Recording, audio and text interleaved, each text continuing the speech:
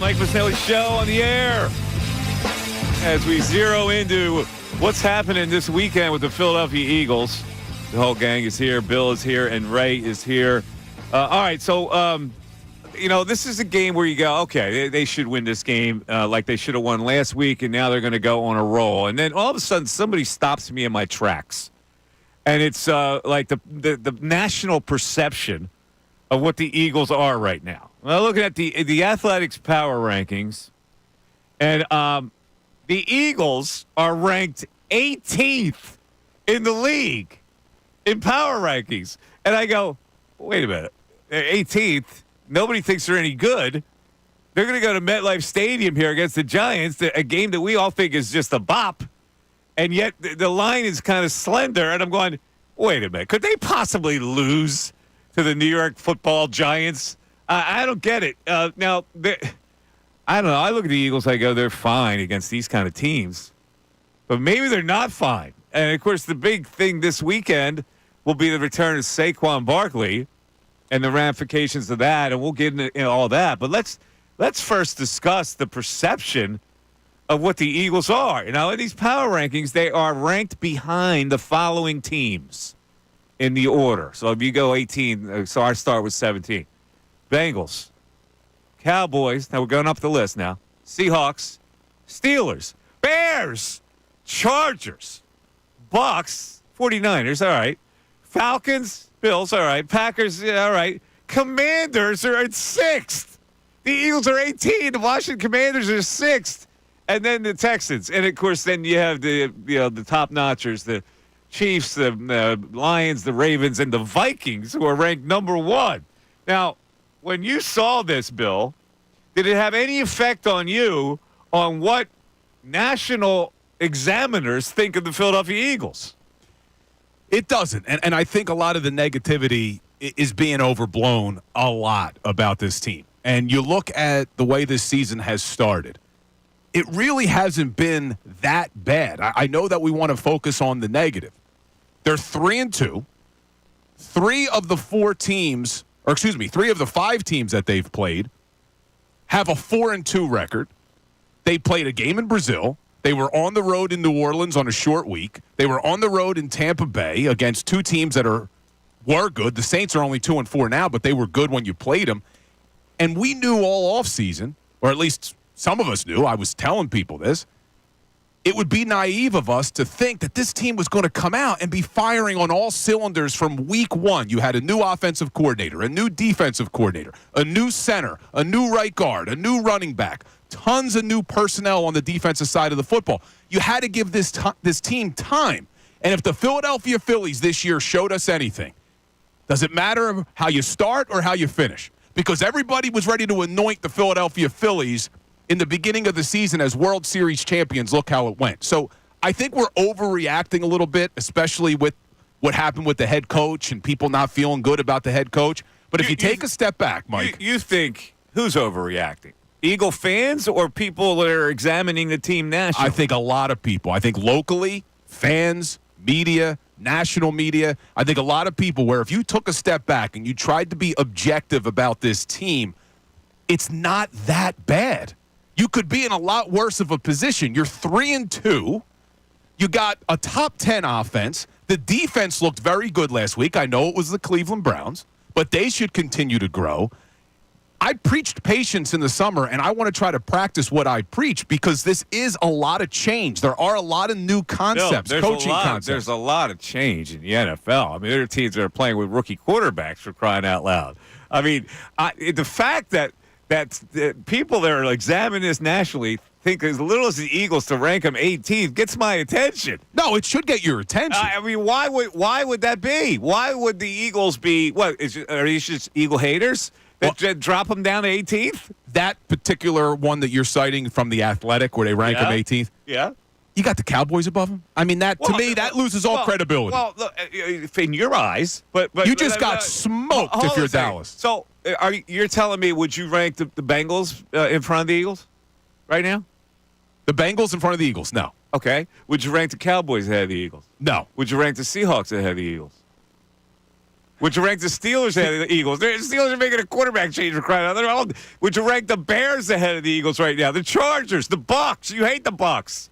Would you rank all these teams ahead of the Eagles? Why would people be ranking all these teams ahead of the Eagles unless they're looking into the window of the Eagles' soul? Well, first of all, power rankings always bother me because what are you basing it on? Power rankings. What's the evaluation? You're evaluating what's the criteria? Whether a team is better than the other. Yeah, but if you're basing it off of where they stand right now, well, then, yeah, you'd have to put the Commanders above them because the Commanders have looked better right now. But when you take a step back, I'm not confident that the Commanders are going to be good the whole season. I get it. They got them 12 places ahead of the Eagles. Yeah, that list loses credibility for me. Well, this is the thing, and this is the conversation. It loses credibility in your eyes. You are provincial. You are involved in this whole thing. You are looking at the Eagles maybe in a better light than other people are. Other people are saying, this team really doesn't have anything. That's what they're saying.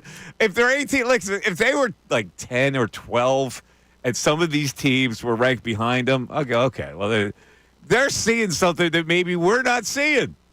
Well, NFL.com ranks them 12. ESPN ranks them 13th. CBS ranks them 15th, and The Athletic ranks them 18th. Based off of how they've played, getting beat by the Bucs, squeaking by the Cleveland Browns, I can understand why they would rank them there in the power rankings. But I do think if we're being objective and we're not overreacting to what happened with the head coach last week. Oh, so you think that's what it is? I think a lot of it has to do with the negative reaction to Nick Sirianni. On that note, let me read the synopsis on why the rationale that the Eagles are ranked 18th. They put little tidbits in here. So they go, last week they were 18. Last week, also 18. They came off a win, and they stayed at 18 after beating the Browns, right? They didn't move up. That's ridiculous. One big question, what's going on with Nick Sirianni? The Eagles head coach showed up after the bye week with a shaved head, chirped at his home team fans late in the game, and then showed up for the post-game news conference with his 3 young children in tow. Sirianni doesn't call the offense or defense for the Eagles, so if his only contribution is this kind of stuff, will Philly make a change? So this pretty much confirms what you're thinking, that they're taking this Sirianni thing and maybe blowing it up. The other side of it is the Eagles are 21st in the league in point differential. And also, they, let's see, what was the stat? They haven't scored 20 points or more in 4 straight games. So these things count. They do. And they're also a -6 in turnover differential, which is 28th in the NFL. Yeah. They only have 2 takeaways on defense, which is their fewest since 1937. But yet they're still 3-2. So the thing is that turning the ball over, to me, has been what the major issue was with this football team through the first 5 games. If they could clean up turnovers, they're going to be in a good spot. And you saw them not turn the ball over against Cleveland. Now, they do have the blocked field goal, which results in 6 points the other way. You must say that for any team. They don't turn the ball over. But the Eagles haven't done it. Okay, they didn't do it last week. But if they're a team inclined to lose that turnover battle. No, I'm saying the Eagles haven't won the turnover battle. Like, you're going 13 consecutive games now. Yeah, that's what I'm talking about. Where they haven't won the turnover battle. Isn't that like their DNA at this point? Well, that's what's got to change. And that's why I go back more towards Jalen. Whereas if Jalen can protect the football, which he did against Cleveland, I think this team's going to be just fine, and I think they win the NFC East. Okay. But I got to be honest with you, I'm shocked. I'm shocked that they have this little support amongst football people. And I'm thinking about, what, they just have a grudge against the Eagles, or are they looking and saying, they're not that good? I don't know. Let's bring in Ray. Ray, you heard Bill. Bill says, not a big deal. How about you?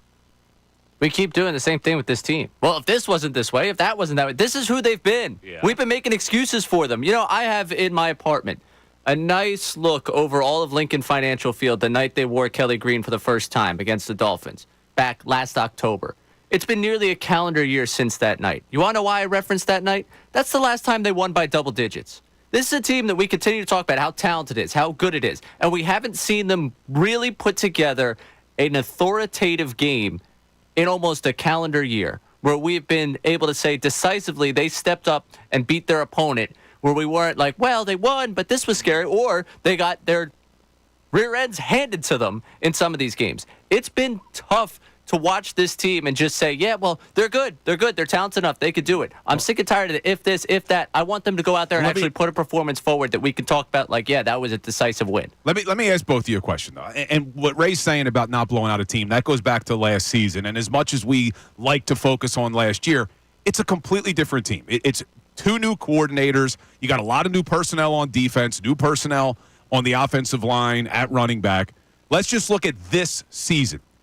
Do you think that we were being a little naive, though, to expect this team in the first 5 games with all of that change, new offensive concepts, new center, new right guard, new defensive concepts with Vic Fangio, all new defensive personnel pretty much across the board. There's a lot of new defensive personnel that in the first 5 weeks, outside of the Cleveland Browns, that they would go to Brazil and blow out the Packers, that they would be able to blow out the Falcons, that they would have a short week against the New Orleans Saints team that was dominant at the time and blow them out, or go down to Tampa and blow them out. What I'm saying is I think we have unrealistic expectations for this team in the first 5 weeks. I think people are overreacting to a small sample size of 5 games when we should have expected this with all of the change that is going on with this football team. And to be 3-2 in light of all of those, being back-to-back road games, short weeks, Brazil, everything they're dealing with, and all the change, it's not that bad. Apparently, these national people didn't consult with you. It's not that bad. Because they're looking at it completely different. They won a game last week,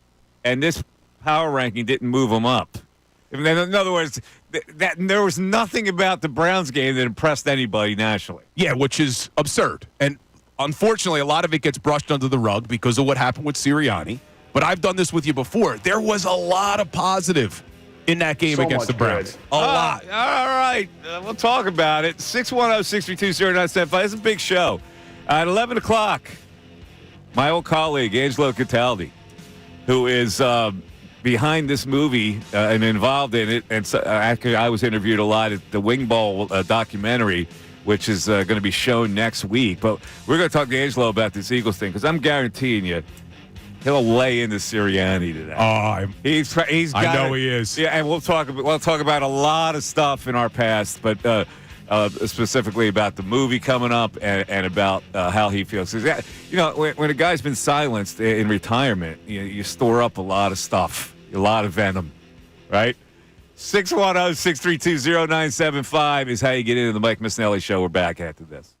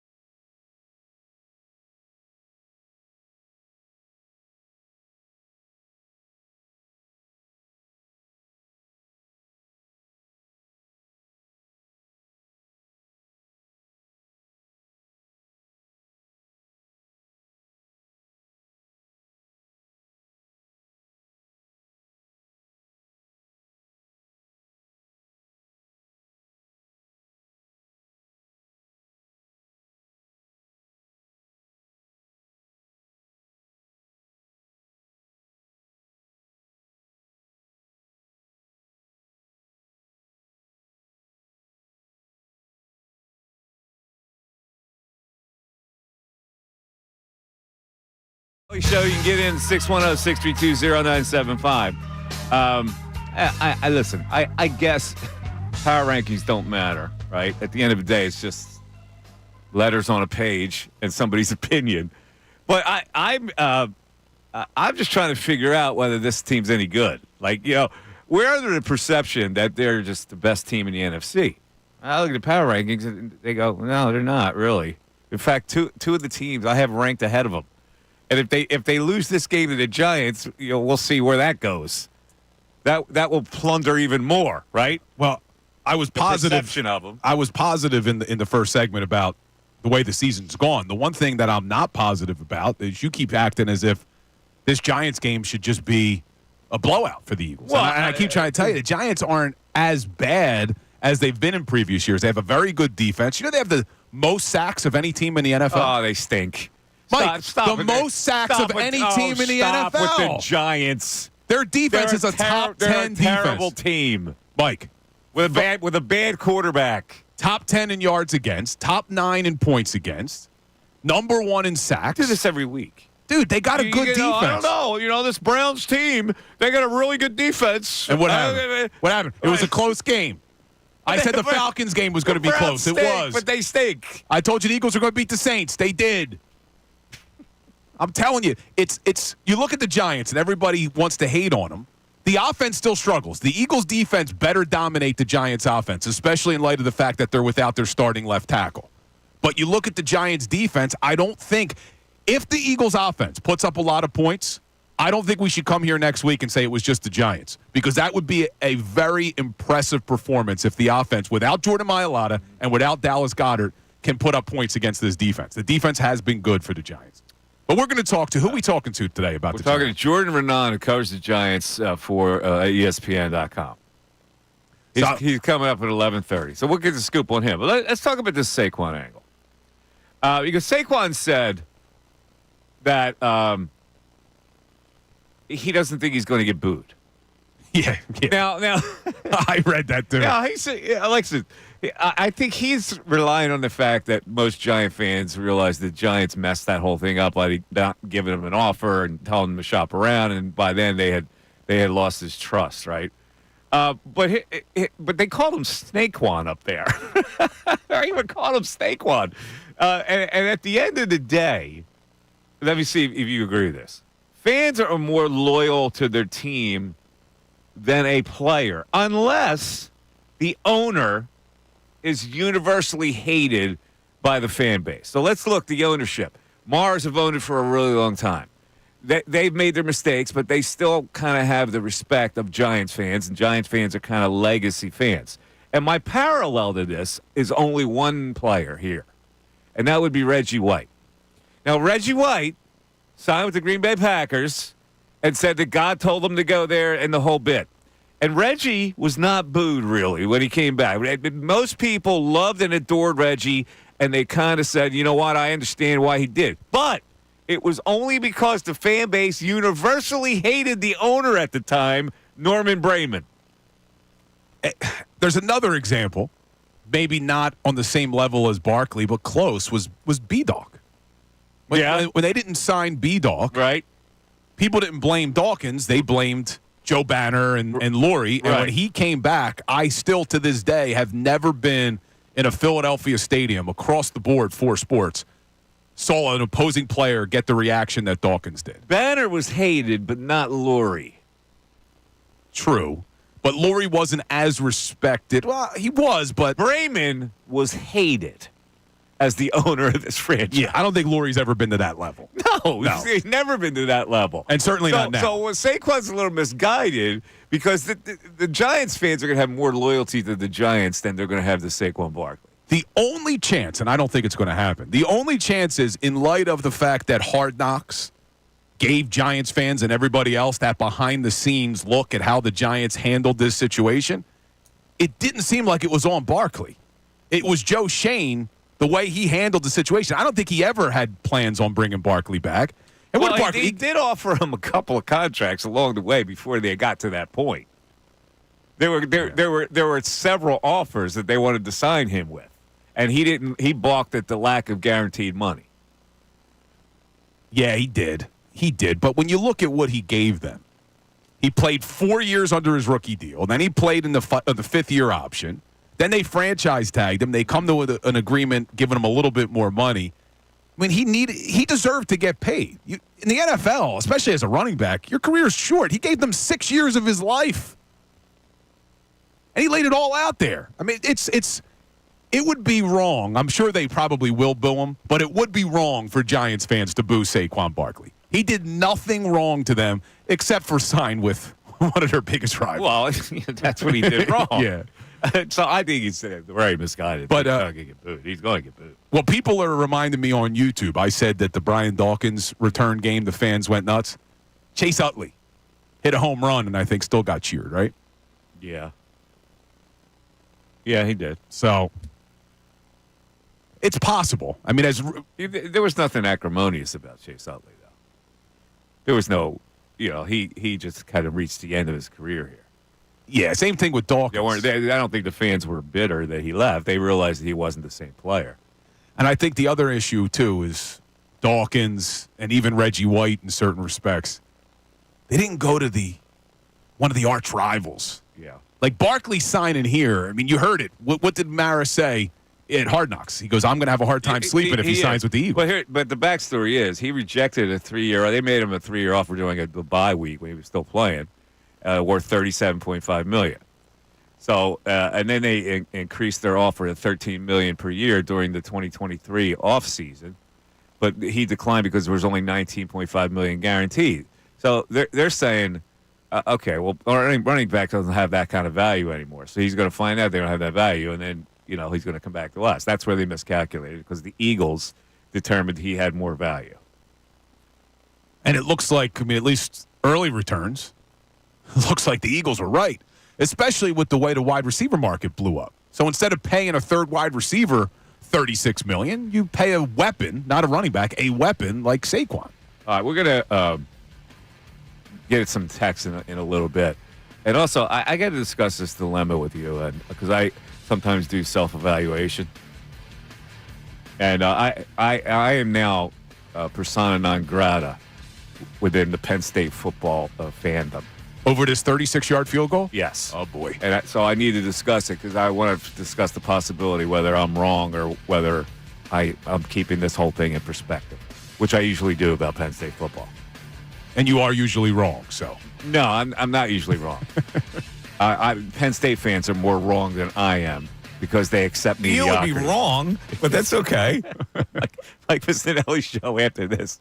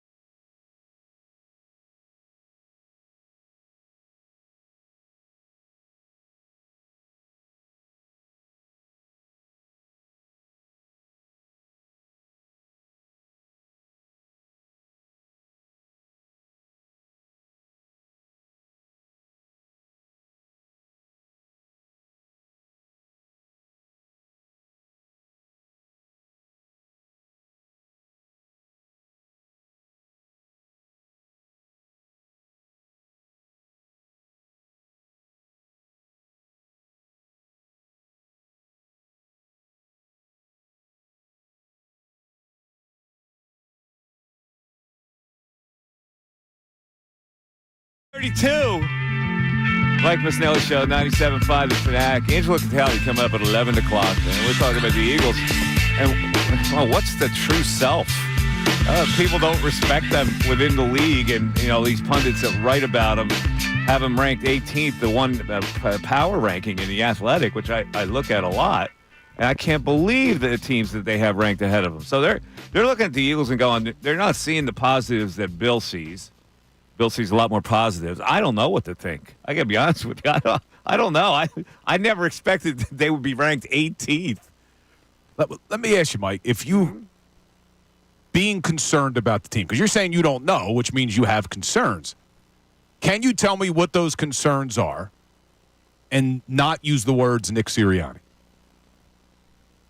Because I think a lot of fans out there, that's the major concern is the head coach. But what else are they concerned about? That's what I want to know. What are you I don't know that people are looking at this, are looking at the overall worth of this team and not just Nick Sirianni.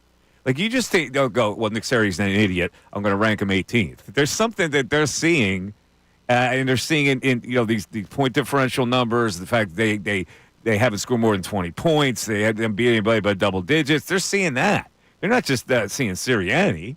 Well, here is my fear. As positive as I am right now, because I do think it's been a pretty good – I shouldn't say pretty good. It was an expected first 5 games in light of all the change. Mm-hmm. But could these power rankings be a reflection of how people perceive the starting quarterback? Yeah. Because the head coach, I think this team can win in spite of the head coach. You can win games in spite of your head coach. You can't win games in spite of your starting quarterback. Mm-hmm. And we've seen how that works throughout the years. When you have a bad starting quarterback, your team's not going to win games. Doesn't matter how good the rest of your team is. Mm-hmm. Is Jalen Hurts who we thought he was, or a lot of people thought he was 2 years ago? I still think he can get back to there. But if Jalen's not the guy, then I would understand them being ranked 18th in the power ranking. All right, listen, I don't know what to think. I think that's my point. I'm like, well, what? Really? They're like below middle of the pack in this league, and they're playing the Giants, and I'm going, oh, they should slay the Giants. And I look at the line, and it's slender. I'm going, could they possibly lose to the Giants? And if they lose to the Giants, what the hell does that say about this team? See, you're still bothering me with this. They should slay the Giants. They should. I'm telling you, the Giants aren't that bad. Stop with this. According to you, everybody's not that bad. The Giants are that bad. For a reason, they're picked last in this division. All right, what were some of the teams that were ranked above the Eagles? You said the Bengals, the Cowboys, the Seahawks, the Steelers, the Bears, the Chargers, the Bucks, 49ers, Falcons, Bills, Packers, Commanders at 6, Texans, and then the top 4. All right. Washington Commanders, they beat the Giants 21-18. The Dallas Cowboys, they beat the Giants 20-15. The Seattle Seahawks beat the Giants 29-20, and then the Bengals just beat them 17-7. Eagles beat the Cleveland Browns by 4 points. Does that mean the Cleveland Browns are good? By the way, I was wrong. What? The Giants beat the Seahawks. Excuse me. The Giants beat the Seahawks. So what I'm saying is, you look at these teams, number one, they're not putting up a lot of points because the Giants' defense is good, which I keep telling you. And this team even beat the Seahawks. The Giants beat the Seahawks. Well, you're going to run into a win. But you're giving me losses. What? They get brownie points? This horseshoes? Like what? They were close to winning? When you're saying that they should steamroll this team, I'm telling you that's not reality. I didn't say steamroll. I said they should win the game. What'd you say? You said they should bop them. They should bop them. This is a bop game. What does a bop mean? Bop means they're definitely going to win the game. Now, you're saying maybe they don't win the game. I think it'll be a close. I think the Eagles win. But I think it will be closer than maybe some fans would want. Now, let me ask you. The Eagles win. They squeak by the Giants. It's a very similar game to what it was against Cleveland. See, you have nothing to lose. That make anybody feel good? When you take this perspective, you have nothing to lose. Because you said the same thing in Cleveland. I don't know. They're the Cleveland defense. So you leave yourself. What happened? No, That's exactly what happened. But if Cleveland wins, you come in and go, say, I told you. Right? You play it both ways. No. And now it's the Giants. It's like, well, Giants are pretty good. So if the Giants beat the Eagles, you go, see, I told you. No. That's what you do. I go, they should bop this team. Because that team stinks. I will go on the record. The Eagles should not lose to the Giants, okay? The Giants' offense isn't good enough to put up points against this Eagles defense. Yeah. They will not win the game. That's my prediction. But what I'm saying is don't expect this offense to dominate against a very good Giants team that's number 1 in sacks, and you don't have Jordan Mailata or Dallas Goedert, which not only impacts your pass protection, it impacts your running game because Goddard's one of the best blocking tight ends in the NFL. You're not going to get that level of run blocking. I should say run blocking. Did I say pass blocking? You get me all flustered here. He's not going. Grant Calcaterra can't be as good of a run blocker as Goddard was in the running game. Yeah. Listen, okay, let's go to the text board. Let's see what we have on the text board. Ray, what do we have? All right, Brian in Dallas, who wants to clarify he's an Eagles fan down there in Dallas, that the 3-2 Eagles record isn't that bad, and we need to be patient because of all the changes argument doesn't fly. The Washington Commanders had an overhaul too, and they have as many wins right now as they had all of last season. Overhaul isn't the excuse. An incompetent coach who cannot teach correction of mental mistakes, cannot call plays based on game situations and flow, and will not yield to a different offensive philosophy is the problem. If Kyle Shanahan was the OC here and Nick would not let him run the offense, then what good would Kyle be for us? Here we go again. I can't tell you, Mike, how much it annoys me that all we hear is this isn't Kellen Moore's offense. It's Nick Sirianni. He's in his ear. He's the one getting in the way of the offense.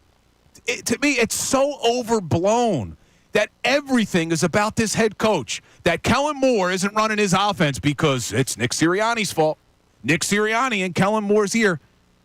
Could it be the fact that it's only been 5 games? Could it be the fact that Jalen Hurts doesn't feel comfortable with certain things? Because now here's the buzzwords now. I heard it in the morning show. Buzzwords from all the callers.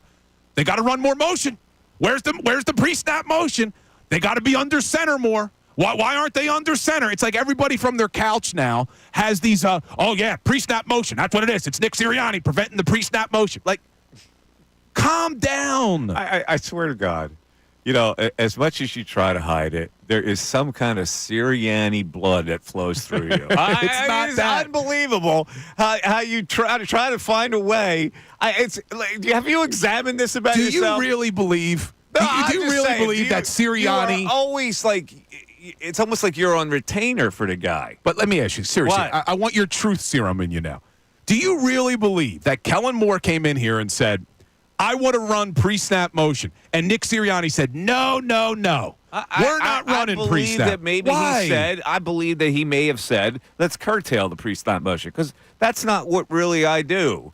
So, but this isn't his offense. But I'm not that comfortable with it, Kellen, and you work under me. So, yeah, we'll do some pre-snap motion. How do you take Sirianni's paws off of this whole thing? Because I would think it's a lot less likely that the head coach would tell the offensive coordinator, I don't like pre-snap motion, so we're not going to do it. And what's more likely is that the starting quarterback isn't as comfortable with it. And maybe that's what Sirianni knows, and that's maybe why Sirianni gives him that feedback. There was also a soundbite from Lane Johnson that could also play into the part of why they're not running pre-snap motion. Is talking about getting to the line of scrimmage a little bit late, snapping the ball a little bit late. But here's the thing, Bill.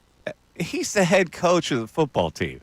They have had weeks and weeks and weeks to work through that. Now, all of a sudden you get to the season, you got to be ready to do stuff. That's what a head coach does. You're not wrong. Well, but the blame. If I'm not wrong, then just relent. But what I'm saying is, I think we're overreacting. Like, what was the pre-snap motion? I think I wrote this down. Let's get to the buzzwords that everybody wants. So week 1, they ran pre-snap motion 65% of the time. They did the same thing in week 2, and then that number slowly has dropped. 51%, 39%, 44% pre-snap motion. Like, listen, I don't get what people's problem I'm not one of the people that's going to say, well, you got to do this, you got to do that more. You got to run the ball more. People saying, you got to run the ball more. Saquon got it 18 times last week. So I understand that fans react knee-jerk, and they don't really study the whole thing before they react. I get that part of it. I'm more worried not about what the fans think about Sirianni. I'm worried about what people think of the team overall. And when they rank them way down, they're not seeing anything that's that good. That's what I'm looking at. And what I'm telling you is they're blinded by their hate for Nick Sirianni. What did that texter say? That texter. It's because of the head coach. That's a local guy who probably doesn't like Sirianni, and they're plentiful right now. I'm talking about national people. They're not invested in hating Sirianni. They're not living this every day here in Philadelphia. Right. They're just looking at an overall perception of a team. Hold on. The Athletic that power ranked them at 18. I know. They put that in there. The one big question, what's going on with Nick Sirianni? I understand that. That's like a catch thing to write about.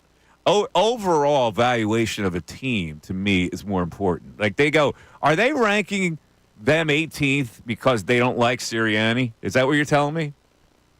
I think that the national media that does these power rankings, they don't watch the games as much as we do. So what they see is all this viral stuff where Nick Sirianni shaves his head, is jawing at fans, and then they look at the scores and they go, wow, they only beat the Cleveland Browns 20-16. This team may not be that good.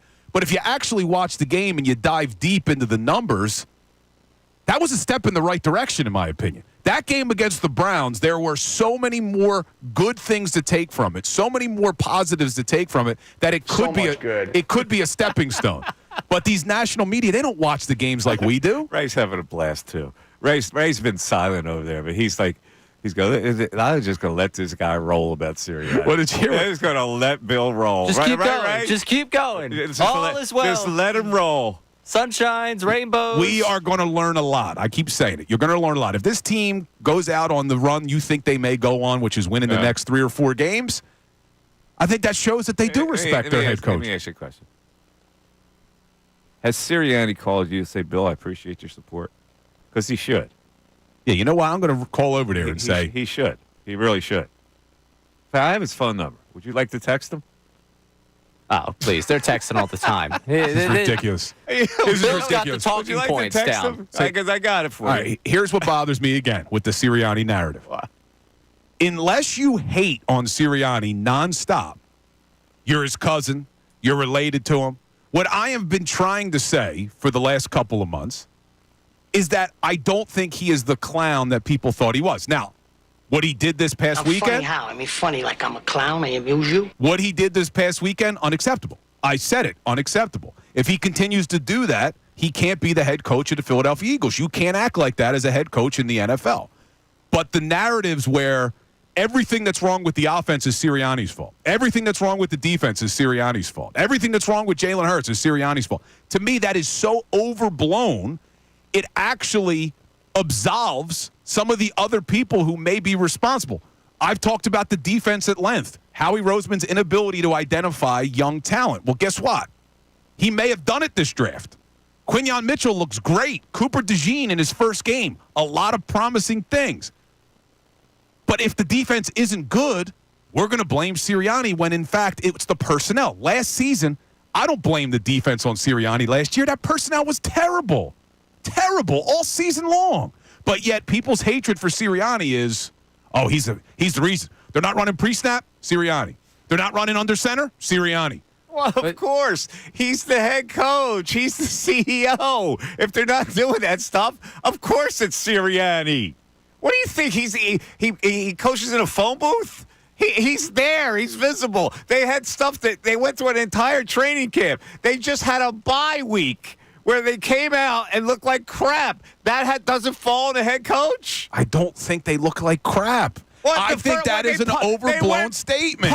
Punt on their first 2 series. They had a bye to figure out how to start quicker. They still didn't score a point in the first quarter. That doesn't lay on the head coach's brain? It does, but we're overreacting.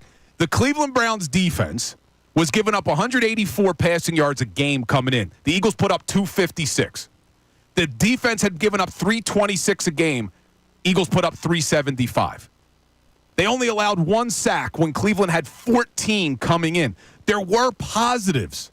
0 turnovers after committing 8 throughout the first 4. We want to focus on the negative. I'm trying to say that there are things that the fan base should feel good about with this football team. But your hatred for the head coach, that hate the face that you have for the head coach, is clouding people's real judgment. You have no objectivity anymore. You look at this team, oh, they stink. They're 3-2. They're 3-2 after they played a game in Brazil and back-to-back road games when one of them was on a short week coming off of a Monday night. But yet we want to say the team stinks. 3-2 is not that bad through the first 5 games in light of what this team has gone through all offseason with all of the change and then the way the schedule's set up. Bengals, Cowboys, Seahawks, Steelers, Bears, Chargers, Bucks, 49ers, Falcons, Bills, Packers, Commanders, Texans. All those teams are ranked ahead of them in this power ranking. Now, if you're going to tell me that these people who do this because Sirianni's a hate the face, then you're totally disrespecting the concept of what these guys do for a living. Do you really think the Dallas Cowboys should be ranked above the Philadelphia Eagles? No, I don't. But I live here. I'm not looking at the team. I'm looking at the team inward, and I'm saying they got to be better than those teams. People that are looking at it from the outside are evaluating something different, and that's what's bothering me. All right, let's go to the phones. Mark in Plainfield checking in. Mark, you're on 97.5 The Fanatic. Hey, what's going on, guys? What's up, Mark? Hey, Bill, I'm totally with you, man. I'm totally with you. Everybody is overreacting. The bottom line is, not only are we 3-2, we are a Saquon Barkley drop 3-yard pass that a fourth grader would make from being 4-1. And that is a fact. 4-1 if he makes that catch. Yeah. The only stinker was Tampa Bay. And guess what? It was 109 degrees. On the road, no A.J., no Devontae, and no Lane Johnson. They mailed that game in before it even started. That's the only, and you know what? They mailed that game in. So the head coach doesn't have anything to do with them mailing it in? Not having them ready for a game where it was going to be hot? Well, the other team also had to play in the same condition? Are you kidding me? You have a point. Check this okay. out, Mike. All right. Do you remember last year when we were winning those games and we ran into that gauntlet? Miami, Yeah. the Bills, Yep. KC, the Cowboys. Yes. And it ended up with the 49ers. And guess what? The Eagles were out of gas. That's why they lost the game afterwards. They were shot. That was probably the toughest schedule in the history of NFL that year. Last year was brutal, and they never recovered because they were beat up. This year, they're pacing themselves. I truly believe that. They're pacing themselves. Absolutely. Okay. They went down to Tampa Bay and said, hey, guys, let's just not get injured. Oh, really? 109 degrees, and we're already beat up. And you think that that's a proper attitude that was fostered by the head coach? I just think it might work in the end. I think it might work. All right, Mark. All right, you got it. So Mark had me in the beginning. You can't completely forgive them for the way they showed up in Tampa, but we are conveniently forgetting that they played that game without Devontae Smith, A.J. Brown, and Lane Johnson. Arguably your three best players on the offensive side of the football, arguably. Maybe you put Saquon above Devontae. But we conveniently leave that out. I don't like when people go, well, there were one Saquon Barkley drop away from being forward. No, they weren't. The fact of the matter is, like, if it comes down to that one play, they didn't play well enough anyway. All right? Well, you could look at every game and say, you could take some plays out and say, well, they could have lost this game. They could have lost that game. I don't want to hear that anymore, that they're a drop pass away from 4-1, because they're not 4-1 worthy. But will you acknowledge, at least give me this, the way this team had to start, the way the schedule makers put the first 4 games where you open in Brazil, and then you follow it up with a Monday night game, and then you got a short week in New Orleans, followed by another road game in Tampa, wasn't the easiest start to a season for a team. It's a lot of travel. And when you mix injuries into it, the fact that they're 3-2, that's why I'm telling people, you should feel pretty good today. Now, they got to do it this weekend. They got to continue to do it over this next easier stretch. But, I mean, the overreactions, people checking out on this team, I don't understand it. All right. You're going to be with me by the end of the show. Mike's going to be wearing an Eagles jersey. I don't think so. Angelo Cataldi is coming up at 11 o'clock. Don't go away. Keep your radios on. The Mike Missanelli Show continues.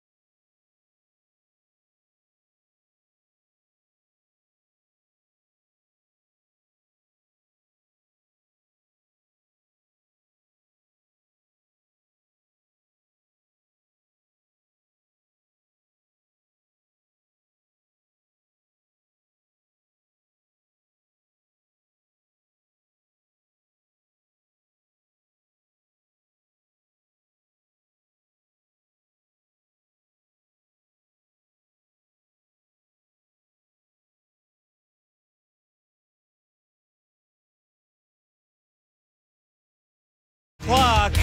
Mike Missanelli Show. 11 o'clock hour. It's brought to you by Grungo Law, your law firm when you need help because of an injury. Pray for peace.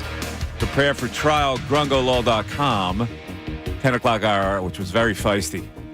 It is brought to you by Window Nation. Take advantage of Window Nation's 50% off sale on all style windows. Plus, make no down payment with no payments and no interest for 12 full months. Call 866-90-NATION or visit windownation.com.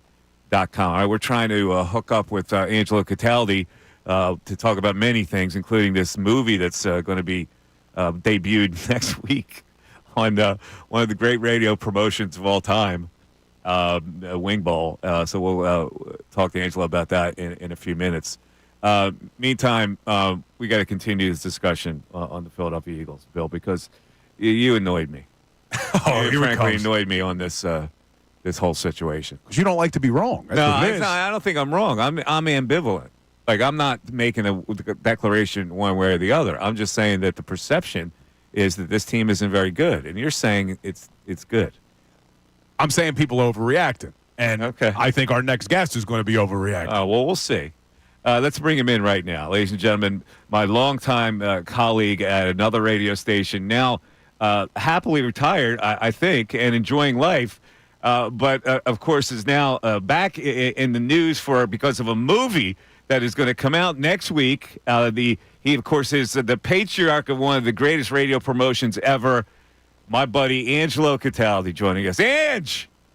Mike, first of all, that movie is called No One Died, stars Mr. Mike Missanelli. Let's get that clip. You are a big part of that film project, whether you realize it or not. Yeah, I was interviewed for it. I don't know how big a part I am, but it is called No One Died, the Wing Bowl story. And so let's get to the genesis of this movie. Are you like the executive producer of this movie, or like what? How did this come about? Let's start with this. I don't make a nickel on this movie, regardless of its success, all right? These guys came to me like a month after I retired, and they had done a previous documentary that I really loved. It was on a radio promotion. It was called Billboard Boys. And they said, we want to meet with you. I said, well, I'm going to the beach today. Meet me on the beach in Sea Isle. So these two guys in suits showed up, and they sat under my little gazebo. And they pitched the idea of doing a similar kind of documentary about the Wing Bowl. And I went, well, let's see. My docket is completely clear. I'd love for somebody to remember that event because in its heyday, it was fantastic.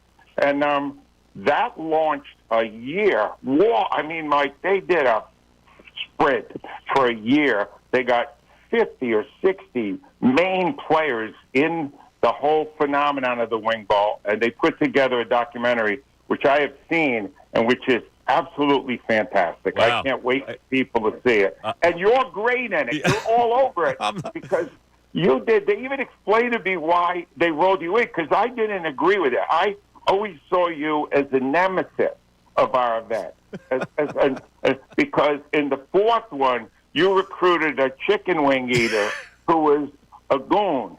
A thug, if you will. And when the wings weren't that well done, Yes. they started throwing them at us. Yeah, so here's the deal. The Wing Bowl, the idea of it was that you guys, and your cohort Al Morgani, was a very cynical guy. The Eagles would never win a Super Bowl, so we have to have our own Super Bowl, and this is what we'll do. It'll be a chicken wing eating contest. So it started really tiny from a hotel lobby at the Wyndham Franklin Plaza, and then it went to kind of the Electric Factory and then this club where Billy, my guy, was throwing wings at you, into this unbelievable spectacle where 18,000 people would come in and sell out the damn Wells Fargo Center to watch this spectacle. I mean, it's unbelievable, the growth of it. Well, and the thing about it, what I really lost sight of, because the last few years got a little tacky, Mike, we got a lot of strippers coming in and a few porn people and girls. It smelled like bad perfume. The whole Fargo Center smelled like cheap perfume. Well, anyway, yeah. So, but I realized that what was great about it is we've talked for years and years and years about the sports heroes in our town, but this just took an average guy who was sitting at a bar or just a guy who had a good appetite. And he would maybe make the front page of the Daily News the next day because he won the wing ball. And it made little guys, big guys, and get a little taste of what it's like to be a star in Philadelphia. That's what was great about it, and that's what the movie really shows you. That's what I loved about it. So now let's get to So all of us at the station decided we would join in by sponsoring our own candidate, and we really looked high and low to find somebody who could actually win it. And I had a buddy, and his name is Bill Englehart, and he called himself Billy the Beast. He was a former minor league baseball home run hitter. And I go, this guy's got the girth to actually win. But that year, the wings weren't cooked properly, and he was upset at eating raw wings, and he started throwing them at you. Did that Billy end up in prison? No. In fact, he's coming to the movie. He called me and said he's coming. He was interviewed for this movie as well, I think. But that caused a big scene. That caused a really big scene that day because you weren't really happy getting pelted with wings. No, I did the last 2 minutes of the event under the table because the wings were flying over our heads. You better believe he's a baseball player. He could have been a pitcher. He was accurate, too. But that guy, look, he was right. That was a bad year for the wings. We ended up hiring out people to do the wings after that. But, Mike, all those years, 26 years that it went on, it was like, how did this happen? And everybody goes, man, Al Morganti, you, the people at our station, what brilliant thinkers. No, we did nothing. We just, every year, the people kept showing up and adding elements to the event that we had no... It evolved into something crazy with entourages and the whole bit. People coming in on those Roman things. And listen, my cohort here, Bill Colarulo, was actually a member of an entourage. He revealed to me he was a member of the mailman's entourage. U.S. Mail. U.S. Mail, his name was. Oh, he was a good eater. Did you ever get pelted with debris? Did I? No, the Bill. The thing is, a lot of people that remember it who were in those processions, people threw beer cans, and it was you couldn't do it today, Mike.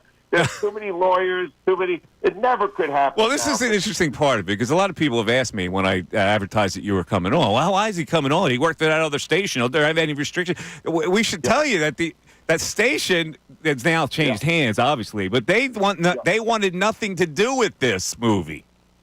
Why? They didn't cooperate with it. They didn't cooperate. Here's what happened.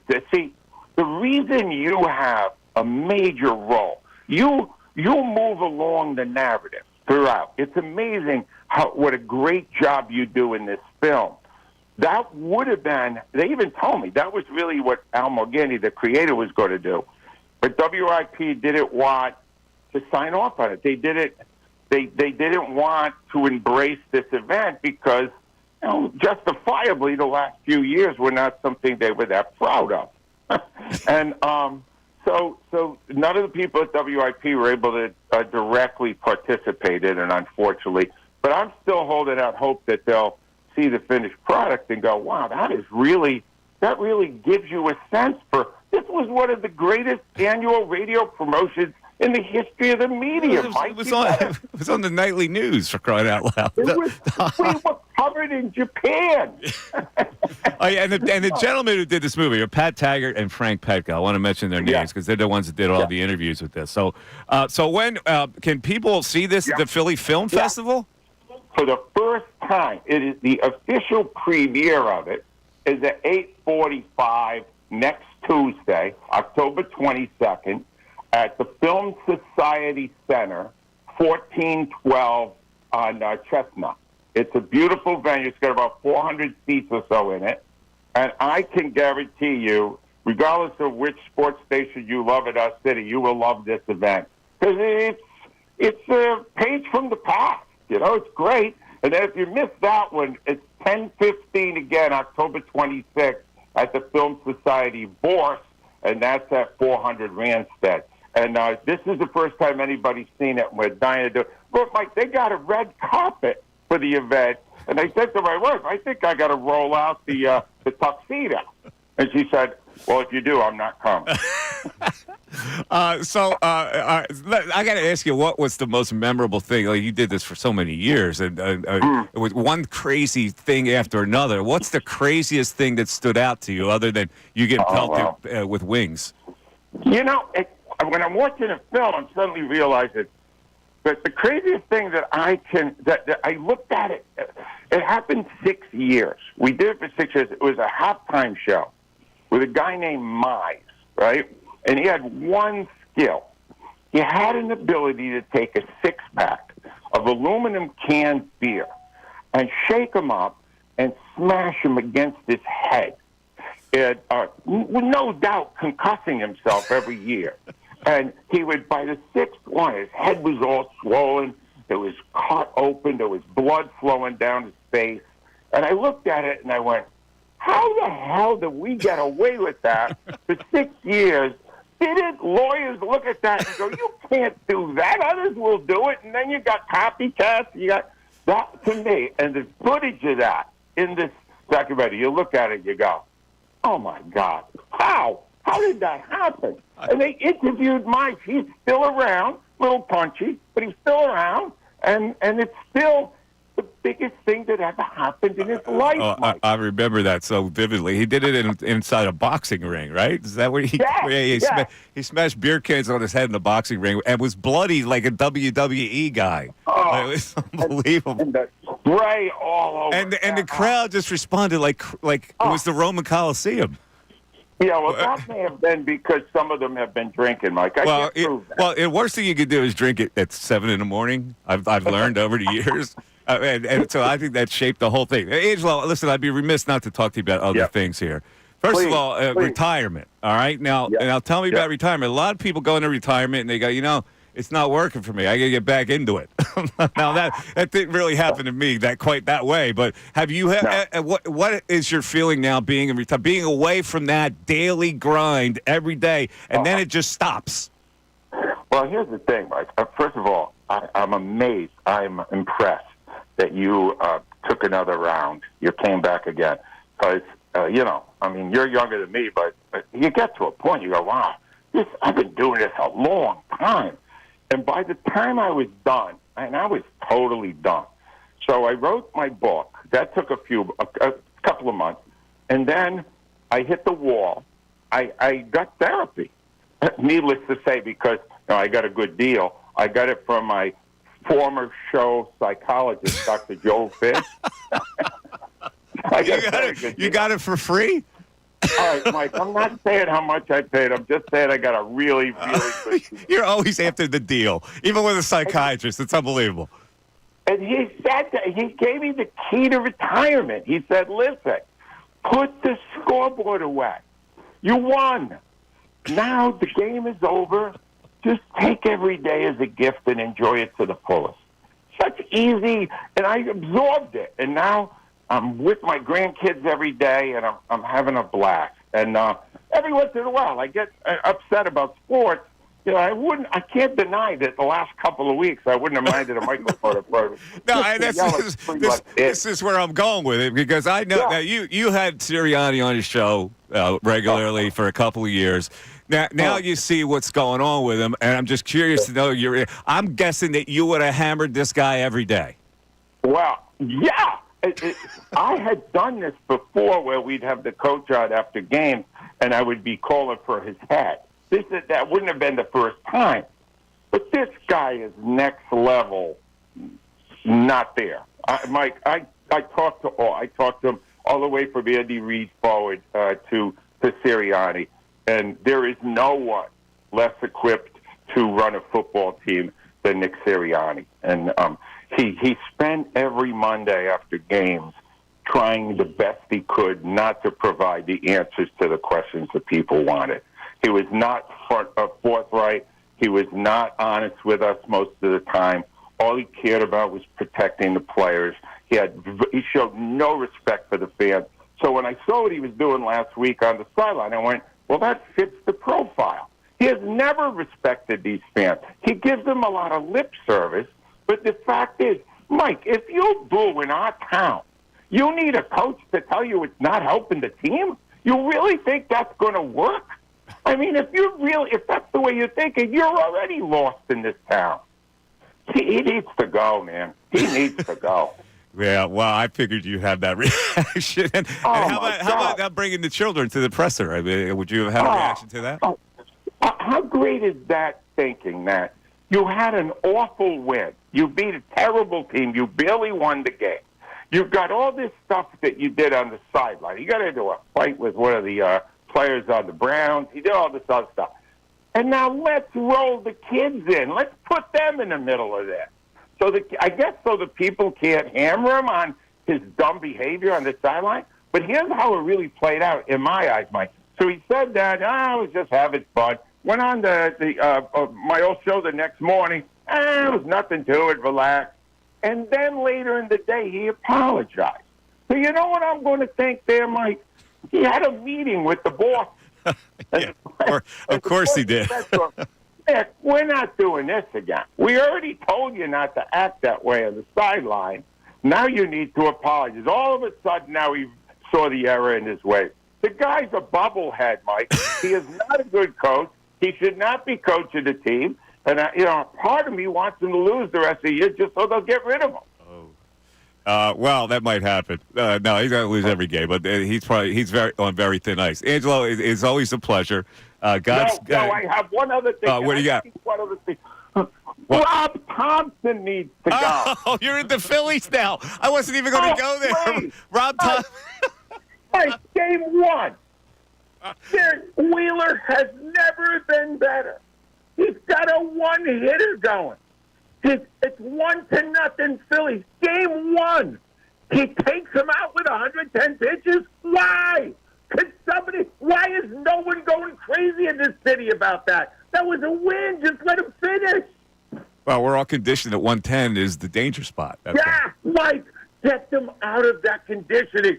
Our lonely eyes turn to you now. It's up to you to do this.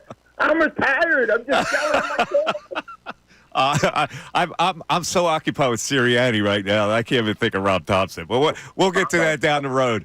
Ange, good health and Godspeed, and I'll see you at the movie with my buddy Billy the Beast, who threw the wings at you. And we'll have a little détente. If Billy's coming, I'm beefing up security, Mike.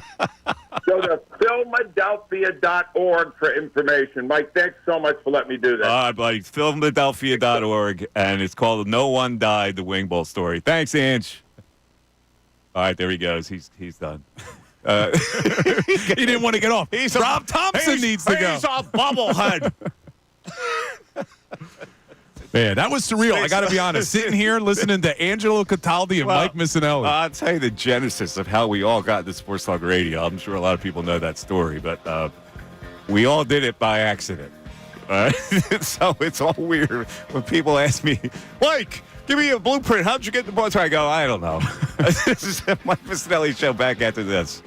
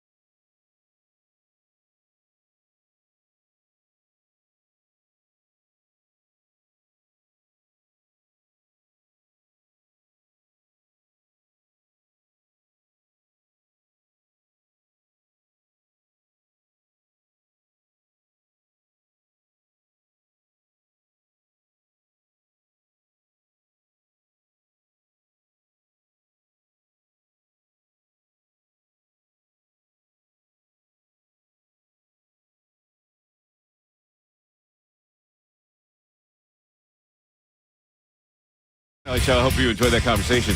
You know, it's funny because I was getting text last night. I can't believe you're having that guy on. I still can't forgive him for bringing those idiots up to the draft, to Boo McNabb. Right? But here's the thing that you can't deny about Angelo Cataldi. He's the best that ever did it. He's the best that ever did it. You realize how difficult it is to have the discipline to do a morning show for that long, to have every segment play. He was the ultimate planner. He had a book where every segment was planned to the T. I do it differently. Yeah. He was so diligent. He would go to bed 7 o'clock every night. He would get up at 2:30. He'd prepare, watch whatever he did, and when he came in, he had a booklet of everything down there. And it's every show, and that's why he was able to write a book. He documented every segment of every show he ever did. 5 shows a week for how many years? What, 30 plus? That's a lot. I mean, I know a lot of people have to get up in the morning. But you have to get up in the morning, you have to be on, you have to be entertaining, you have to have energy for those 4 hours to do what he did. And I was always in awe of it. And the genesis of how we all got together was just kind of by accident. They started at Sports Talk Radio in 1990, I think, which was on the heels of what New York had done with Mike and the Mad Dog up there, right? And so WIP, that station, was the adult contemporary music station. It flipped over to go all sports. Well, we didn't really. And they hired Tom Brookshire, the old ex-Eagle, to be the morning show guy. Now, he didn't want to work 4 hours. So the last hour, he said, and we used to do part-time stuff and go on and talk about the stuff we were covering as Inquirer sports writers. So he said, why don't you guys have your own show from 9 to 10? We'll call it the Morning Sports Page. And Angelo, you plan it, and you have your guys on. So whatever was hot, whoever was covering the hottest things would come on and talk about it. Well, all of a sudden, that's turned into Angelo being offered a full-time job to co-host with Brookshire for the whole show, leaving the Inquirer. And we're going, because we're at the Inquirer, we're going, wow, this is a lofty height. You're a journalist. You're working for a big city newspaper. And when he left, we all went, what? Wait, there's a career with this? And we kind of all got poached. And drug into it. They just gutted the Inquirer Sports Department and made it the radio station. Well, big thanks to Angelo. Big thanks to you, too, man. Not just lip service. I mean, you guys paved the way for us to even be able to do this. Yeah, he paved the way more than anybody. We follow. 610-632-0975. Coming up, Jordan Renan will talk about the Eagles and Giants from the man who covers the Giants for ESPN.com. Back after this.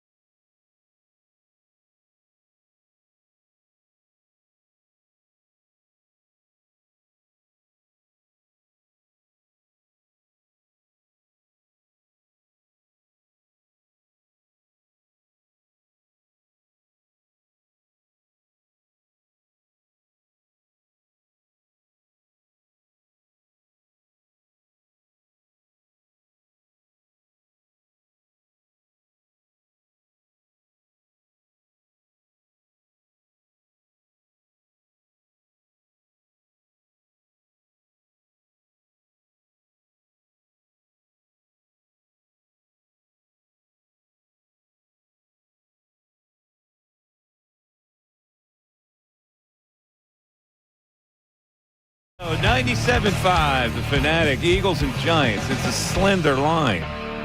And Bill is warning people, this could be a trouble spot for the Eagles. Now, I don't know. We'll see what's happening. The man that covers the Giants, who has been down here covering the Eagles in sometimes in his life, now covering the Giants for ESPN.com, is going to give us the lowdown on what the Eagles are up against. His name is Jordan Renan. He's on the Comcast Business Hotline. Jordan, how you doing? Good, Mike. Welcome back. Good to hear you. Thank you, buddy. So let's get into this right away. What are the Giants right now? Because I look at them, I go, my initial impression is they stink, and they can't beat the Eagles in this game. So tell me about what they're up against here.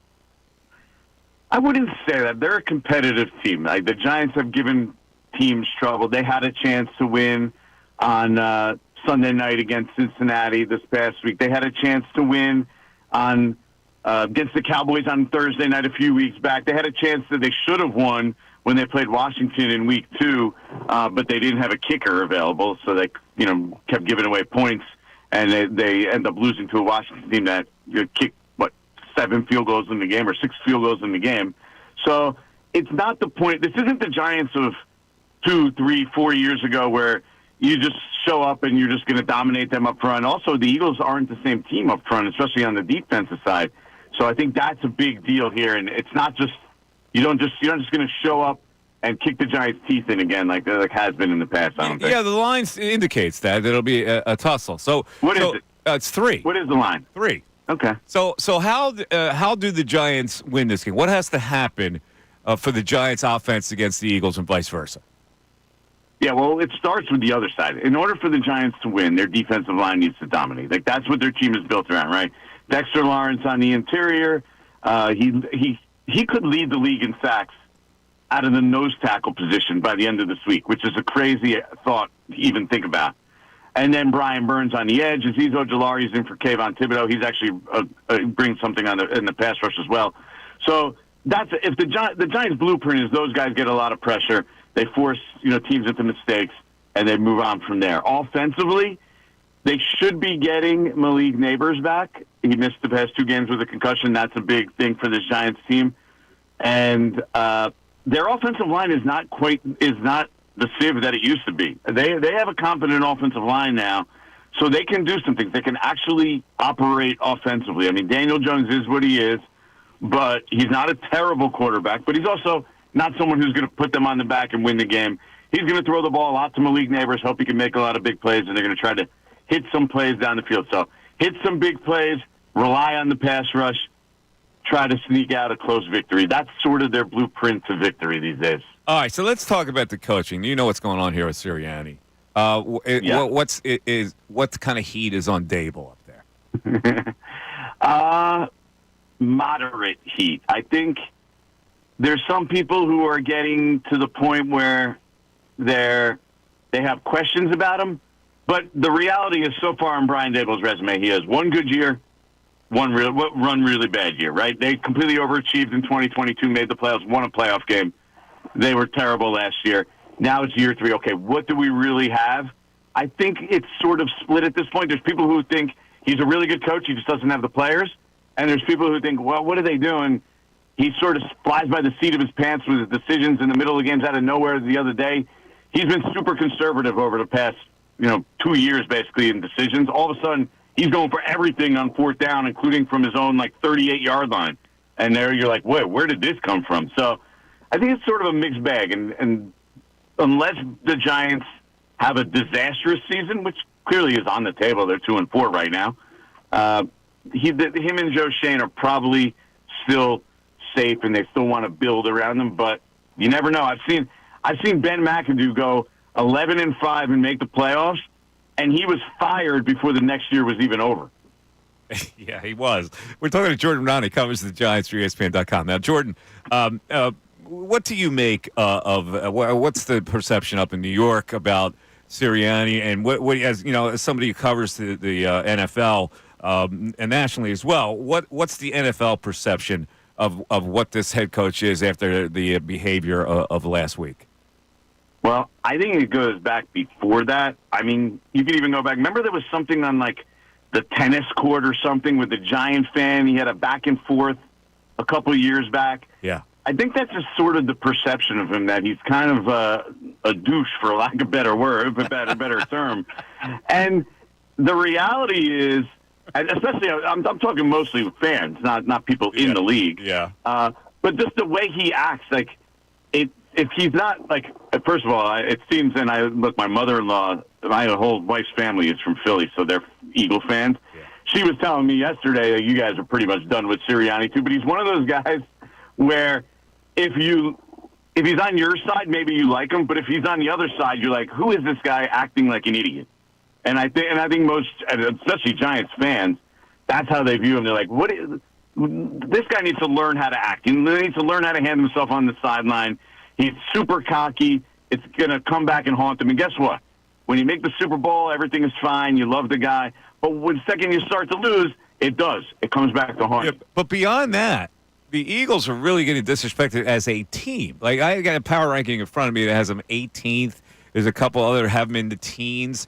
Now, and my buddy Bill here. You think they're good? No, I don't think they are. But Bill, Bill Colarulo here, is saying that a lot of that is influenced by this Sirianni perception, and that's why nationally they're looking at it like Sirianni. The Sirianni effect has made people look at the Eagles as a worse team.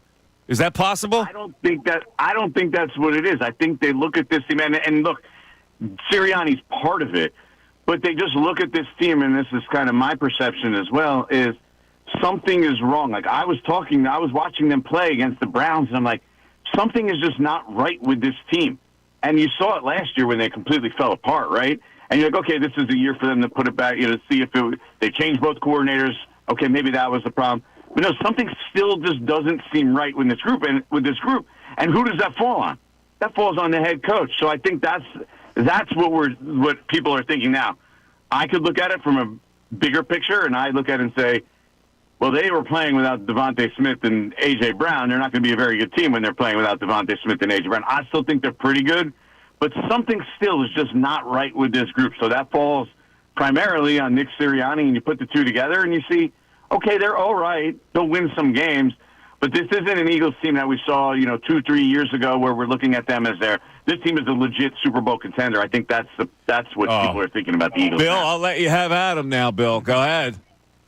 I'm not going to battle with you, Jordan. I think that this team is better than you're giving them credit for. But one of the questions that some people start to have in this city is the franchise quarterback, Jalen Hurts. And that leads me to the Giants franchise quarterback in Daniel Jones. Because a lot of fans in New York wanted to see them draft a quarterback this year, move on from DJ. What's the perception over the first few weeks of the season? Is Daniel Jones the guy?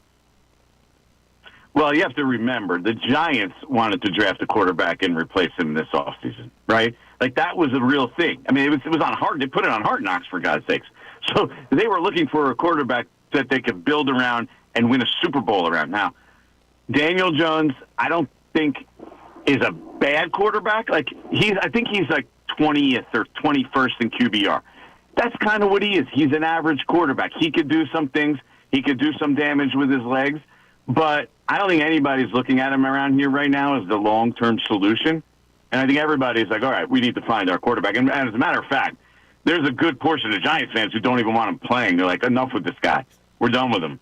I'd rather see Drew Lock in the game. Like, there's a part of the fan base that exists. Now, that's not going to happen at this point, and Daniel Jones gives him the best chance to win, but he's also not going to put you on his shoulders and lead you to victories and win you games consistently. That's just not who he is, and I think that's why the Giants are going to be looking for a quarterback this year again in the draft, and their next franchise quarterback is going to come via the draft this upcoming, April. Now, Jordan, Mike asked you what the perception is of Nick Sirianni up there in New York. What's the perception of the Eagles franchise quarterback, Jalen Hurts? Yeah, I think it's mixed at this point. I think everybody's looking at it from a perspective of Jalen Hurts obviously was great. Was that 2 years ago? But now you're looking at it as, was that the outlier? Because from the passing perspective, and even when you talk to people in the locker room, in the Giants locker room, they're like, he's okay as a passer. Like, they're not scared of him as a passer, and I don't think anybody is. And I think most Eagle fans would agree with that. And the real danger of him with him used to be he was a beast with his legs. He used to create major problems for other teams, and they don't see that as much anymore. So I think that has kind of downgraded Jalen Hurts. Like, all right, maybe he could ascend into that upper echelon of quarterbacks, and now we're just like, all right, he's another one of these guys in the the middle tier kind of guy. Maybe slightly better than Daniel Jones at this point. If I say Daniel Jones is the 20th best quarterback in the league, Jalen Hurts is 12 to 16 or something like that. I think that's sort of where everybody's at with Jalen Hurts, at least around here. All right, Jordan, last question. We're talking Jordan Renan, covers the Giants for ESPN.com. The subplot, and obviously you wrote the story about it, Saquon returning to Giants Stadium, and he said he doesn't think he's getting booed. I know a Philadelphia fan base that wouldn't think that way, but is the Giant fan base different than what an Eagle fan base was? Because I expect that there'll be some disgruntled people up there, even though maybe it was the Giants' fault. It doesn't matter. It doesn't matter. He's on the Eagles. The Giants fans wanted him to be a Giant for life. He said a million times he wanted to be a Giant for life. Now he went to their rival, 90 miles south. How do you think that's going to play? As Tiki Barber said, you're dead to us. Yeah, you're dead to us. So he's getting booed. Yeah, he's getting booed. 100% he's getting booed. But don't think for a second that Saquon Barkley doesn't want to stick it to them so hard up here. Yeah. Like, it's specifically Joe Shane. Like, he wants to, kick Joe Shane in the midsection as he's running to the end zone and then rub it in their face after. Deep down, I don't care what he says. I mean, that's my belief. And I know a lot of the backstory of how it went down. And, the Giants, ultimately, the reality is they didn't really want to re-sign him this offseason. They'd never made an official offer. And this was sort of like an extension of how Saquon felt it went for a majority of, like, the 2 years of negotiation. So, he'll say all the right things because that's what he does. Like, he's going to go out there, he's going to say all the right things. He's going to have his positive mindset because that's how he gets himself ready to play.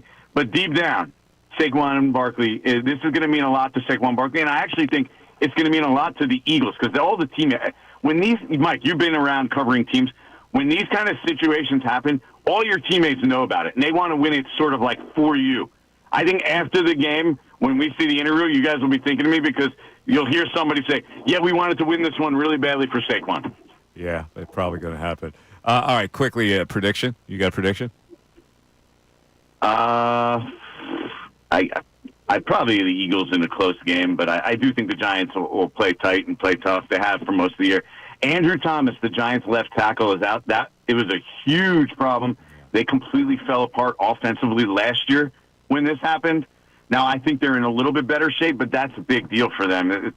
It's going to be hard for them to put up points. Something like a low-scoring game. I don't know, 17-13, 20-16. I don't know, somewhere in that range. That's probably in the ballpark. Listen, Jordan, thanks for coming on. We appreciate it. Good stuff. You got it, guys. Anytime. Have a good show. There we go. That's Jordan Renan. He covered the Eagles down here for a while. Now up in New York. So he probably has a lot of Giants fans that follow him on Twitter. He did a poll yesterday. Will Saquon Barkley get booed by Giants fans on Sunday? Yes, of course, or no, he was a good Giant. 89% said yes, of course.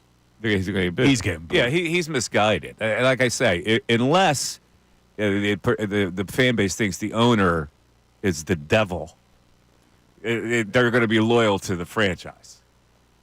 I think if he would have gone to any other team besides an NFC East team, it would have been lighter. It would have been lighter. Oh yeah, there's Northeast corridor rivalries, all that kind of stuff plays into it. Now, Jordan said, don't think for 1 second that Saquon doesn't want to stick it to Joe Shane and the Giants. Now, Saquon has said otherwise.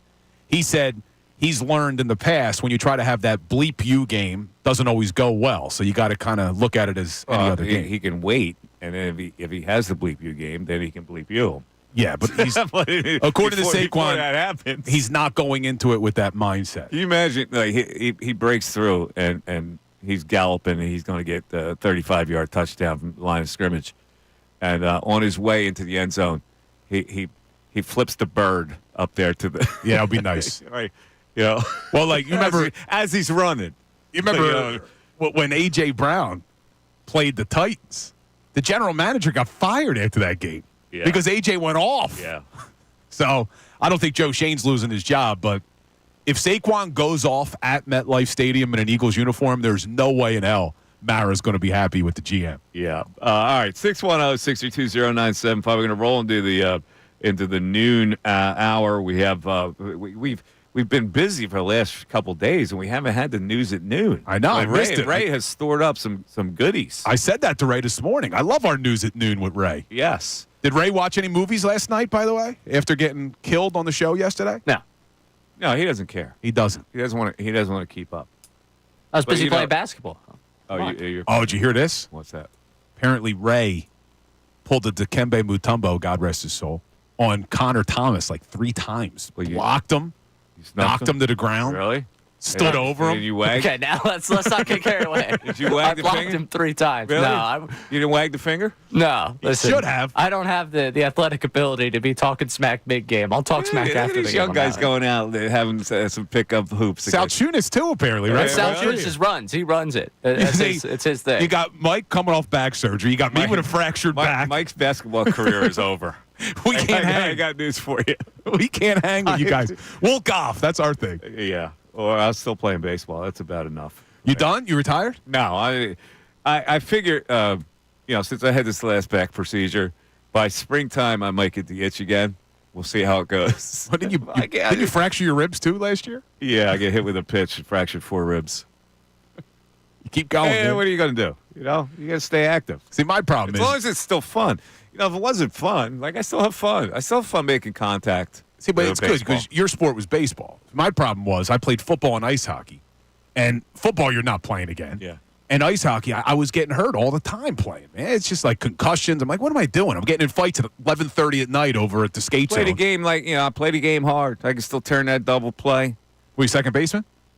Yeah. Yeah, I was a second baseman. But I also played short. It's funny, one of those games I play a game one way. It's like, okay, I'm going to take a guy out at second base to prevent a double play. So I saw this shortstop, and he gets the ball up the middle, and I see his eyes. He's going to make this play himself. He's going to run to the bag and try to turn a double play by himself instead of flipping to the second baseman. So I knew exactly where he was going. I caught him with a slide right where he was headed. You go spikes up? Spikes up? Well, this is the turf league, so I didn't have spikes on, right? So, but I got him, and I twisted him so he couldn't make the relay throw. He starts yelling at me. Yeah, it's a little much. He goes, "We don't play that way in this league." Dude, I'm trying to bring up double play. What? No, we don't play in this way. I don't know. All right. Well, we may have to put this on the. That was wrong. This may have to be on the DB or not question. It's a long way. I got to stop the double play. Keep my team in the inning. Who's the DB in that situation? Mike or the guy? I don't know. Am I the DB? It's possible. 610-632-0975. We're back after this.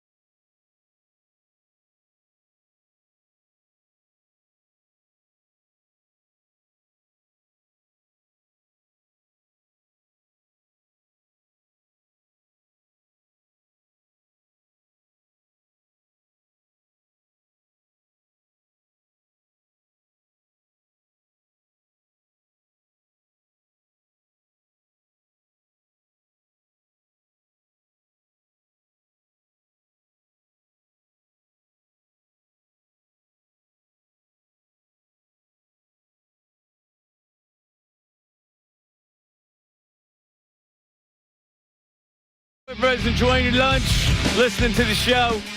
It's the Mike Missanelli Show, 12 o'clock hour, brought to you by Service First Heating and Air Conditioning.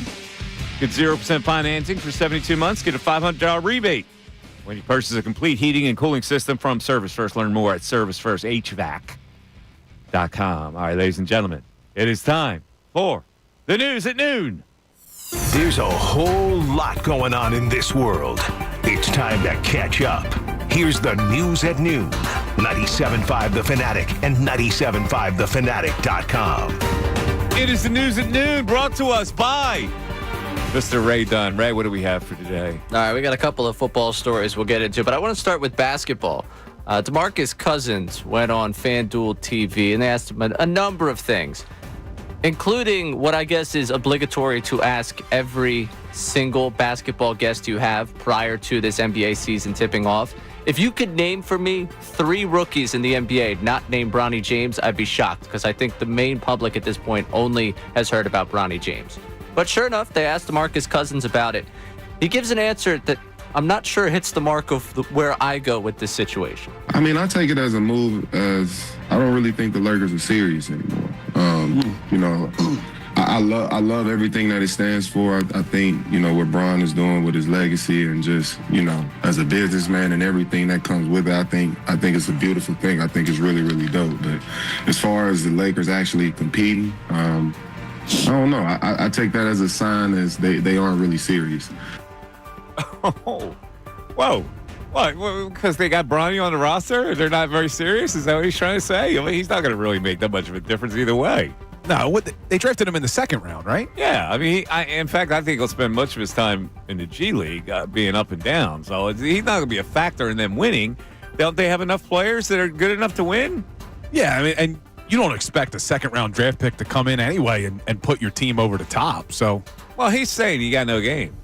What he's saying, basically saying, he's saying, yeah, it's a cute story and everything, but he's not going to propel them anywhere. And he's probably right about that, but that's not really the point. Who cares? You're talking about guys on the roster that are at the bottom of the roster, you know? If they wanted to draft Bronny James, knock himself out. I mean, his point may be they're not serious about what happens 3-4 years from now, but they still got LeBron. You're going to get some second-round pick that was going to turn into an all-pro? Unlikely. Instead of Bronny, you know? At that point, your pickings are slim, right? Right. And this is all keep LeBron happy, keep LeBron in town, because that's your best chance. And he also went on that clip to talk about, well, they didn't really address the holes that they had a season ago. Were they expecting to do that in the second round of the NBA draft? I understand the Bronny James situation rubs people the wrong way. I just think this type of take on it is totally misguided in the way you build a basketball team. Like, oh, now the Lakers aren't serious? The Lakers have been what they've been for this entire time with LeBron, and now all of a sudden, because they drafted Bronny, that's the first unserious thing they've done. Yeah, well, they got our good pal JJ. They'll figure out a way. Yeah. Let's talk about unserious things. Making the podcaster the head coach. Like, come on. Maybe we start there. You're getting rave reviews out there in the way he's coaching. How's that Dalton Connect been looking? Was that a lot of Sixers fans wanted him? I haven't followed it. Exactly. Nobody knows. This was actually one of the good points made by Gilbert Arenas over the last couple weeks, that nobody in the league is actually paying attention to any other rookie right now than Bronny. All these guys could be busts, and we wouldn't hear anything about it because Bronny's been the focus of it. Yeah, it wasn't a great draft. You're talking about those French guys that are really struggling to adapt to the NBA, and they were high picks. All right, what's next? All right, Tom Coughlin. I figured I'd get a little bit of Eagles-Giants flavor in here. It is Eagles-Giants week. Tom Coughlin went on Barstool's Part of My Take and was asked about Eli Manning in big games. And his assessment was, well, he was effusive in his praise. I mean, people will argue with me, I get it, but he's the greatest big game quarterback that I've ever seen. I mean, the way he approached things and the fact that, you know, he really, really accepted the challenge. He wanted the challenge. He wanted that. I mean, he knew what his comparison was against Tom Brady, for example, you know, and quite frankly, rightfully so. I mean, they stacked up a bunch of Super Bowls, but in those games, under those circumstances, you know, call it his pedigree, call it what you want.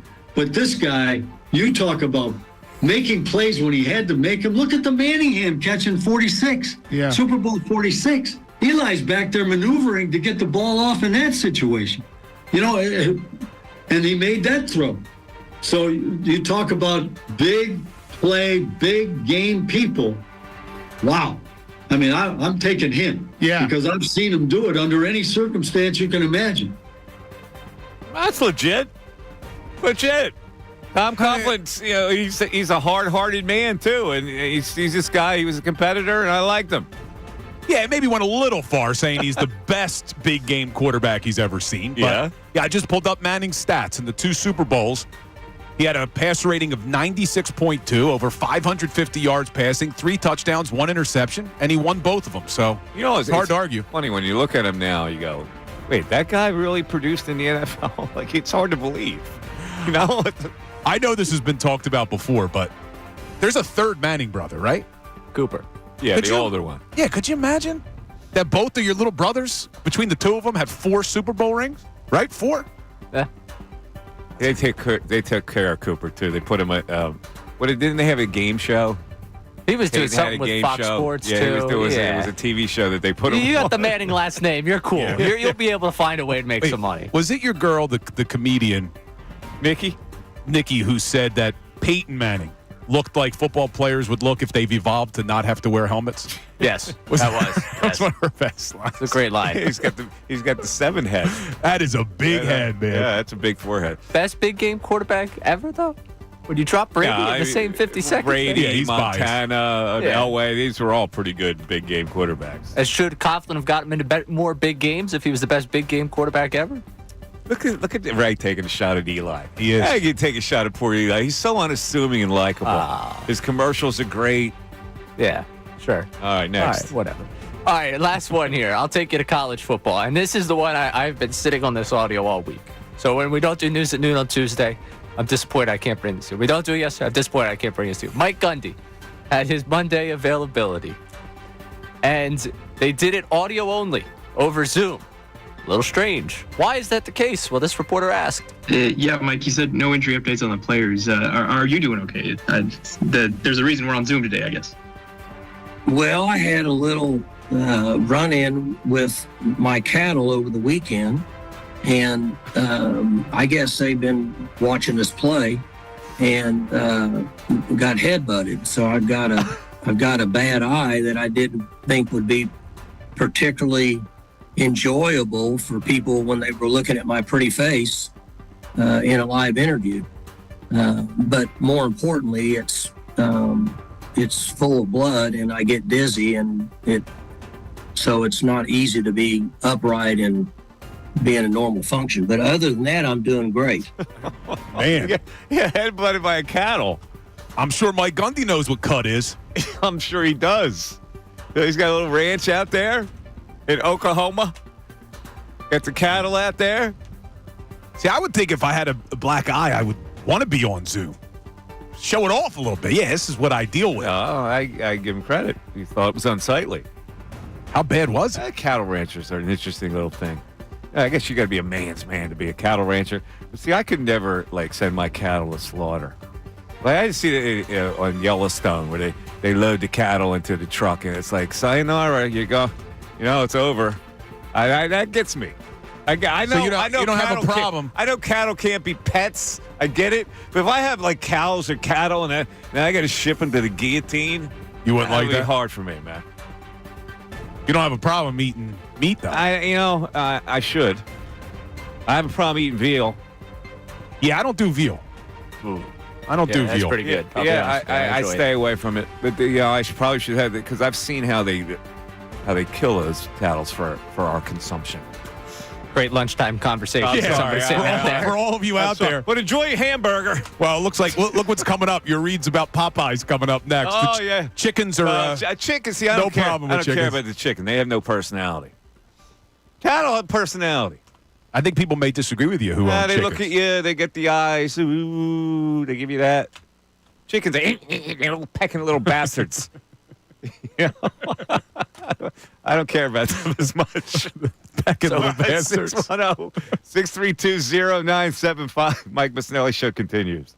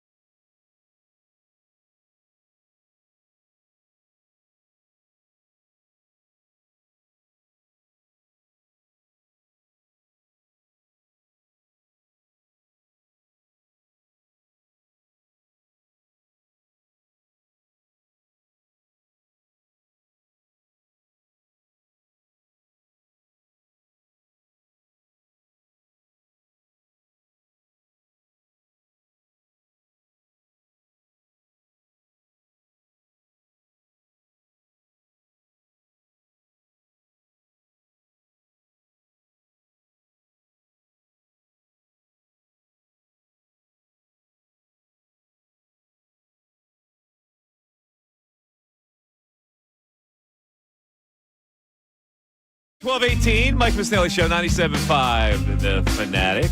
All right, I want to address this topic because it's a part of self-evaluation. And I know I'm going to get hammered. I've been getting hammered on social media for this. I think I've earned the right to be a little cynical about Penn State football. Because every year, they take it through an early successful season, and then for some reason, here comes Michigan State and Ohio State, and it always results in an inferior bowl. And I'm sick of it, frankly. So I've earned the right to be a little bit skeptical of what they do. So at the same time, I was lauding a great victory. Bill, I put it in my around the NFL. You did? That Penn State won the game and how exciting it was, right? So at the end of the game, the kid, whose name's Ryan Barker, and he's a walk-on kicker, and he got the chance to kick because their highly recruited kicker for the second straight year was all over the place. So last year they had to go to a transfer from Harvard, I think, who is just more of a steady kicker, not a guy who can kick it from a long distance. And this year they had to do the same thing. So they give this kid a shot, and he's 6 for 6 so far, but he hasn't made a kick more than 40 yards. And his kick against USC in overtime won the game because USC had the first chance to score, and they missed their field goal. So he kicks a 36-yarder. So after the game, they grab him as the hero on the telecast. And I'm going, my God, the quarterback made 2 great throws on 4th down. To a great catches. The kicker gets the shine here. And I go, hey, it seems a little. And then the kid goes. So they said, well, what were you thinking when you approached the kick? And he goes, I was thinking about how I was going to celebrate. You didn't like that? I'm going, come on, man. Like seriously? So anyway, after the game, this guy named Landon Tengwall, who has, first of all, there are a lot of Penn State yahoos that have these little podcasts, like pro Penn State. Like a lot of fanboys. A lot of fanboys have podcasts. Well, I go, okay, right, that's their ticket into the business, whatever. So this Landon Tengwall apparently is a former offensive lineman who got hurt and couldn't play anymore. So he's created a podcast. And so he tweets out, important, in capital letters. Ryan Barker, walk-on kicker for Penn State, nailed the game-winning field goal against USC in an overtime win. With Penn State fans, I am inviting Ryan on the Behind the Wall podcast so Nittany Nation can get to know Ryan off the field. Any amount you can donate to help make this happen is greatly appreciated. 100% of the money donated goes to Ryan Barker. And I go, it's a little overdone. I think it's a little overdone. Like I'm going, but it's because I reserve the right to be cynical about all this stuff. Like the kid kicked the 36-yarder. All right. It was a nice kick. He also pushed it to the left a little bit, and it snuck it kind of inside the left goalpost. But I go, all right, it's a good win. But did we need to get carried away with the 36-yard? If it was 46, I'm in. If it was 48 to 50, I'm in. That's a clutch kick. A 36-yarder is a PAT in the NFL. You should be able to make that. But even if it was a 50-yarder, and I understand it's a tougher kick, you're more excited potentially. I don't understand the raising of money for the kid. Well, he's a walk-on, and he doesn't get money. But my experience, when you make the team, even as a walk-on, you're getting some money. Like you're not going to get money. You've now made the team. You're not getting money before you make the team. But is he the only walk-on the team? No. There's other walk-ons who I'm sure have made it, right? I don't know what they play. I don't know what, maybe they play on a kick return team or whatever. But this kid obviously is under the spotlight because he is a walk-on, he's a kicker, and he made the kick. The tweet you just read, though, important, like in bold, whatever. Important, yeah. Why is it so important to raise money for this kid? And I go, it strikes me a little, like, I expected the kid to make 36 yards. If he didn't make that kick, people would have gone nuts. Like, they expected him to make, it's a 36-yarder. Right? Normally, you're going to be able to make that kind of a kick. If it's 46, maybe it's a little bit more difficult. But even if it's 46, what's the raise for? I don't know why you're raising money. I just don't understand. 46 makes it more clutch than a 36, in my view. I just thought it was going a little far in praise. And I'm going, this kid is going to have to, somewhere along the line, kick a 46-yarder. against a good team to win a game. Maybe in the they're going to need more than a 36-yarder. So slow down, Skippy, is all I'm saying. And I'm getting destroyed by Penn State fans. Oh, another miss from Mikey Miss. Oh, so it's a small time of you to comment on it. What did he do? Did he like circle the earth like the reverse the rotation of the earth like Superman? Is that what he did? He planted the flag at Iwo Jima. He scraped his testicles to climb Mount Everest. Like what? It's a 36-yarder. I get it. I'm not that impressed with it. Am I wrong? Right? A little bit. Right. You both come across as very cynical. Oh, no, please. I'm okay. Thank you. Both come across very cynical in this nature. The first thing I threw out, man, that was a great win by Penn State. I came in, I played highlights. I played the Penn State fight song on Monday as part of the NFL package. I would draw the line at raising funds for the kid on a podcast. What do you think happens when they lose back-to-back to Wisconsin and Ohio State? And the kid doesn't kick a field goal. The kid misses a field goal. That's what I'm saying. Just keep it in perspective. Does he have to give the money back if he misses a field goal this week? He goes out to USC. He kicks the game-winning kick. Moment of his life. He's having a good time with it.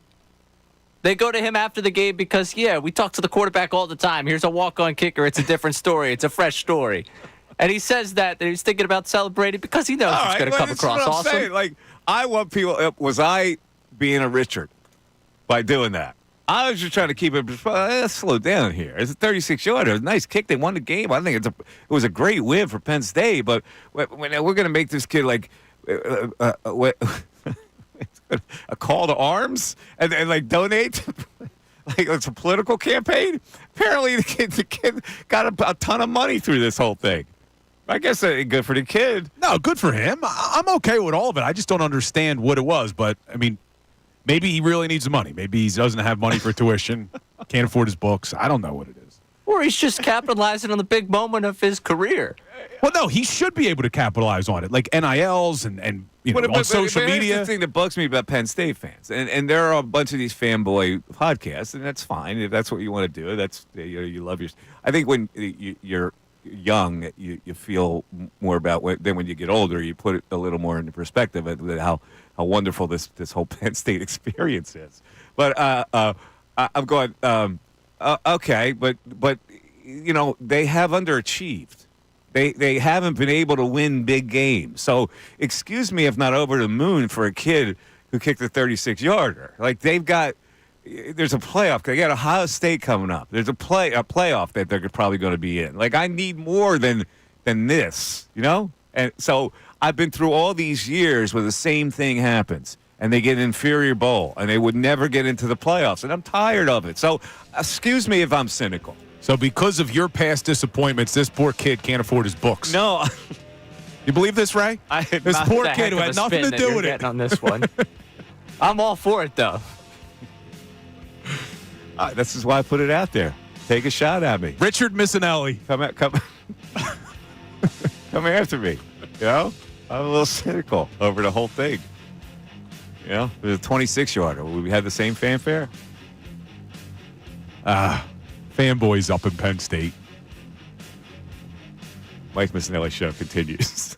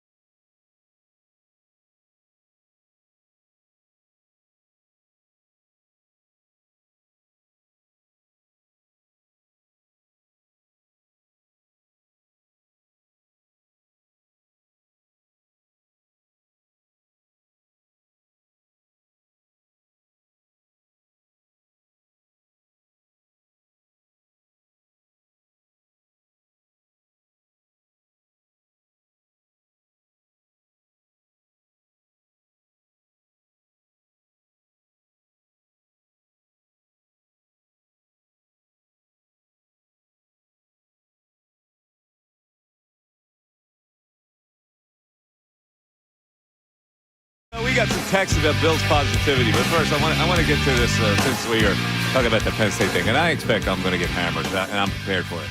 So this guy is making, first of all, his handle is "In Franklin We Trust," so you know where he's coming from, right? He says, in your terms, would you not celebrate a walk-on baseball player who comes into a game, gets 3 hits during that lead to runs, and then gets his 4th hit, a grounder in between first and second in the bottom of extra innings to bring in a guy on third? Is that guy not celebrated? Well, yeah, he would be, because that's a hit. Now, suppose he hits a little chopper swinging bunt that the pitcher can't make a play on, and it scores the winning run. Would the celebration not be tempered? It probably would be. I would put the 36-yard field goal, though, a little bit above a swinging bunt. Not much more. Not much more. Look, above a swinging bunt. I understand that a 36-yard field goal at the Coliseum in that moment for a walk-on there's nerves involved. It's a big deal for a college kid.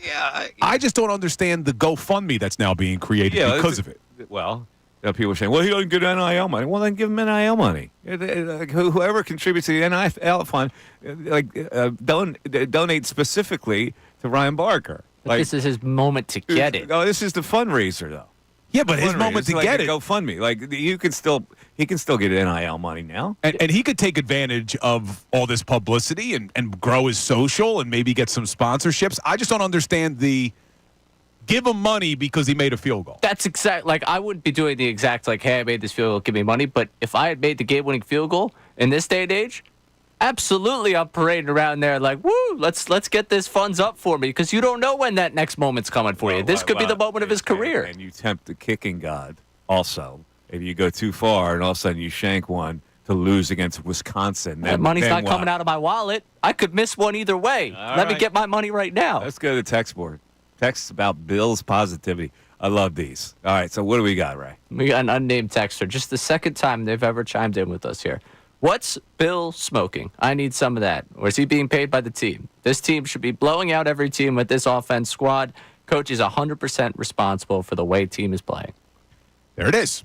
I told you. People, it's all about the coach. It's all about the coach. See, here's why I said... When has it not been all about the coach, though? It's always about the coach. It's always about the overseer of the entire program. Because here's the problem. Let's say this team did blow out all 5 opponents. And I'll get to that point in a second. But let's say they did. Would we be getting phone calls and texts about how incredible the head coach is? No. It would be, Kellen Moore's a genius. Look at all the weapons on the offense. So we don't give Sirianni credit, but we give him all the blame. Dougie P was a hero. Yeah, I'm talking about loved Dougie P when they won. But I'm talking about this specific team as it relates to Nick Sirianni. And this was part of your point, maybe why they shouldn't have brought him back. There was nothing that the team could have done where fans would have thought, wow, Sirianni's doing a great job. However, when the team struggles a little bit because they're not blowing out all 5 opponents, it's, look, Sirianni's meddling in the offense. And I just don't think that's the case. And to that texter's point that they should have blown out all of these teams, once again, we're ignoring that the Tampa Bay game was the back-to-back of a road game. You had no Lane Johnson, no A.J. Brown, no Devontae Smith. Now, I don't think the team played anywhere near where they should play. They didn't show up. The defense got dominated. But to say that offense, because they have so many weapons, should have blown out the Tampa Bay Bucks when you didn't have 3 of your best players on offense, it's just not reality. And I do think that we're overreacting, and I think fans are being naive that there weren't going to be growing pains. I tried to warn people about this in the summer. There's going to be growing pains.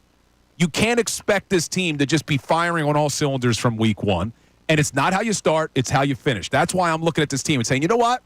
There's a lot of ifs still, Mike. I'm not guaranteeing that they're going to be the NFC East champions. But there are a lot of good things that you could find with the first 5 weeks. You're ignoring the fact that people have doubts about his ability because he comes off like, as Angelo said, a bubblehead. You're ignoring that. But do you... And it goes hand in hand. It's coordinated with, the perception is that he's a bubblehead. He has shown a couple times that he's a bubblehead. So do you think that this team, talking to you, Mike, and then the callers can weigh in. Yeah. Do you think this team can have success this season, even in spite of the head coach being Nick Sirianni? Can they still have What success? do you mean by success? Win the division, go to the playoffs. I think they can still win the division. Now that brings us to the next question. That's it. You're not going to get me to commit more than that. And the only reason I say that is because I think that this Washington thing is a new phenomenon. So I really haven't studied it that hard. But I think that they're mildly better than the rest of the teams in the division, which means they can win a division with 10 wins. Now, we had your old friend Angelo Cataldi on in the 11 o'clock hour, and he said he almost wants them to lose every game so that his coach gets fired. Yeah, I don't go there. No, but if they win the division, is Sirianni gone if they don't win a playoff game? Yeah. So They don't he win a would playoff game and they win a division, he's gone. win the NFC East, Yeah. 4 straight But years again, to the playoffs. it's all relative. You win the NFC East with what, 10 wins?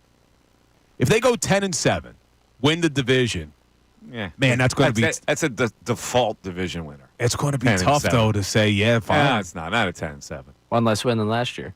Yeah. 11-6 maybe it's tougher. 12 certainly it's tough. At 10-7 you're just surviving. So if you lose the first round playoff game, I think that would be Cook City for my man. Greg in Bethlehem joins us. What's up, Greg? Hey, guys. How we doing? Good, Greg. How are you? Good, good. I want to talk about the Eagles, but, you know, I think the reason that the reaction to the Penn State kicker is so dramatic is that the previous kicker was pitiful. And, you know, he came in like the savior on the white horse, even if it was a short field goal. I mean, if you saw Franklin on the sideline, it looked like he was going to have an orgasm. You know, just so happy. I get it. I get all, Greg, I get all that. It's still, at the end of the day, is a 36-yarder. You can't, like, say, well, the other kid was all over the place. So it's at the end of the day, he made a 36-yarder. He didn't make a 46-yarder. He didn't make a 50-yarder. You know, I go, that's great. It's fantastic. They won that game, and they wouldn't have won it had the other kid not missed at the other end, and he would have probably had to kick more. That's all I'm saying. In perspective, like, it wasn't that monumental an achievement. It was a nice achievement. Is it an achievement where you have to have a GoFundMe? No, I think that takes it too far. I understand the Penn State fans' reaction, positive reaction, because they had such limited success with the other guy. But yeah, but anyway. see, this is why I'm down on the Penn State fan base, because they're too accepting of minor things. You know, like, Franklin wins 10 games a year. Good. What's that get you? Cup of coffee? They're in a Citrus Bowl. Now, if they do something in the playoffs, it's going to change the perspective. Sure. Well, it's unfortunate that it's come down to that. You know, sometimes we have to take whatever crumbs we can get. No, you don't have to take whatever crumbs you can get. That's my whole point. You're a big-time program, and you never are bigger than Michigan and Ohio State, and that rankles me.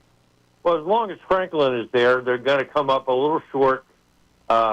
It's just that's his history. But, you know, do you think the Eagles would be better off spending less time thinking about chunk plays and trying to matriculate the ball down the field? Matriculate the ball. It's a good word. Yeah, that's the Hank Stram. Oh, listen, I guess I would run that slant 10 times a day. That game. Yeah. To A.J. Brown.